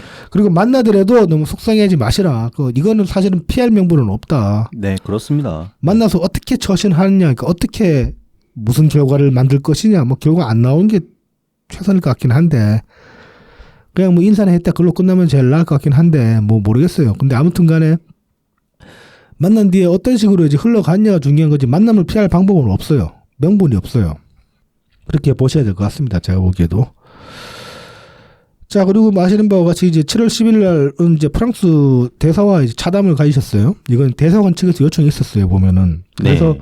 이 관련된 기사의 사진들을 보면은 좀 의전 차량 같은 걸 타고 이제 프랑스 대사관으로 돌아가셨는데 확실하진 않은데 이게 대사관 측에서 제공한 차량인가 싶더라고요. 차가 너무 의전 차량스러운 차를 타고 들어가셔가지고. 네, 네. 자, 그래서 이제 이 프랑스 대사는 프랑스 대사관 건물이 최근에 신축이 됐다고 하는데 건물 소개도 하고 이렇게 해서 분위기는 굉장히 좋았다고 합니다.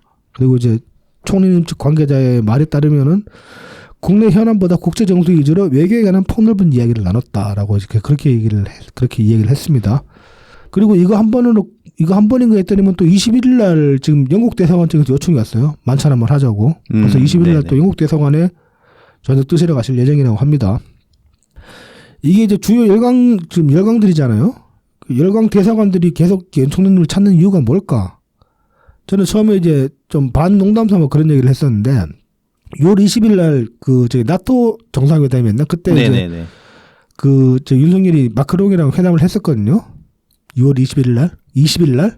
20일 나토였나? 네. 지금이 지금 리투아니아에서 하는 게 나토 아닌가? 아무튼 20일 날도 어디 갔었어요. 그때 유럽과도 마크롱 만나가지고 회담을 했었거든. 근데 회담 해보고 나서 마크롱이 내린 결론이 이 새끼 노답이다. 저도 하는 게 없다.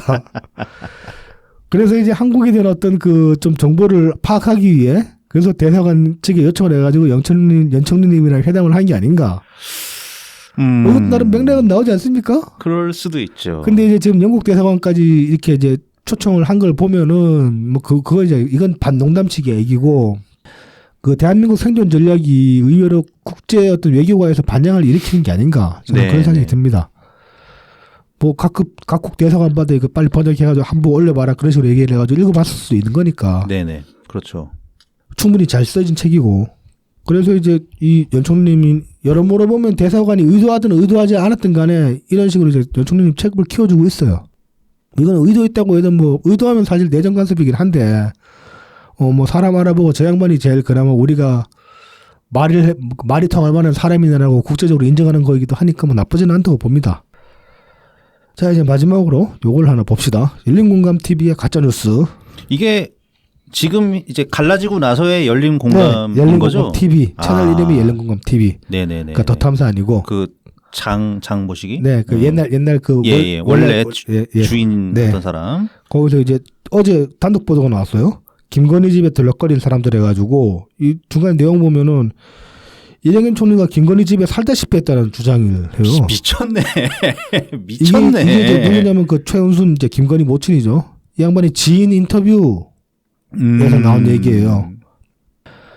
자, 그래서 저도 이제 이거 관련해가지고 트윗에서 올리고 장덕순 시장님 팩트119.gmail.com 이제 그 이낙연 법률대응팀 그쪽으로 메일도 보냈어요. 메일도 보냈는데 그 이제 아마도 뭐 저 말고도 수많은 분들이 제보를 하셨겠죠 아마도. 그래서 이제 일일이 답은 안 하시고 장덕순 시장님이 오늘 새벽이죠. 오늘 새벽 12시 좀 넘어가지고 이제 그 트윗을 하나 올리셨어요. 그 보면은 법적 조치합니다. 이낙연 전 총리님은 최은순 씨와 전혀 친분이 없고 물론 최은순 씨 집을 방문한 사실도 없습니다. 아무런 확인도 없이 전파하면 그 책임을 져야 합니다. 열린공감 TV 등 유튜브 채널의 방송을 믿고 전파하다 유죄 판결을 받기도 합니다. 전파자도 같은 조치 검토. 이것 때문에 인터넷 가수 전자파 씨 있잖아요. 그러니까 다들 갑자기 화들짝 놀랬다는. 아니 나도 처음에 전파자도 같은 조치 검토 저거 전자파로 봐가지고 양반도 무슨 사고를 쳤나. 어쩌다 밑보여가지고 이렇게까지 박제되나 막 그런 생각이 한 0.5초 동안 했다. 네. 자, 아무튼 열린공감 믿고 깝치면은 좆된다. 이거는 실제 그 재판 케이스가 있기 때문에. 그렇죠. 그 개딸들 깝치지 마라. 잘못하면 좆되는 수가 있다. 네. 그리고 열공은 진짜 좀, 이건 좀 우리만 할 게 아니라 김건희 씨 측도 어떻게 해야 되는 거 아니야? 글쎄요. 당연히 해야 되지 않을까 싶기도 한데. 대통령실 가만히 있을까요? 뭐, 알아서 하겠죠. 알아서 해야 되겠지만. 네. 그나저나 이제 열린공감TV가 이제 뭐 재판이 좀 정리가 됐나 이제 슬슬 다시 좀 쭈전 생각이 나나 봅니다. 이런 엄청난 허위 사실을. 아니면 이 오고 가는 공방 속에 이제 돈이 많이 까여가지고. 그렇죠. 슈퍼챗 좀 땡기려고 이런 거일 수도 있고 뭐. 좀 땡겨야지 이제. 네. 그래요. 땡기려다가 이제 더 크게 물 수도 있다는 거. 좆대 봐야지 정신 차리지. 네. 인실조지입니다. 네. 그러면 여기까지 저희 모든 소식 다 전해드렸습니다. 네. 다시 한번 말씀드립니다. 댓글 아니. 그 달품은 농장 미숫가루 댓글 이벤트가 준비되어 있습니다. 금요일까지 댓글 달아주시면 됩니다. 네, 댓글 달아주시면 저희가 랜덤 추첨을 통해서 2분을 선정해서 미숫가루를 보내드리겠습니다. 네, 많은 참여 부탁드립니다. 그럼 저희는 다음 주에 다시 찾아뵙겠습니다. 장마 기간 동안 비 피해 없도록 조심하시기 바랍니다. 네, 감사합니다. 감사합니다.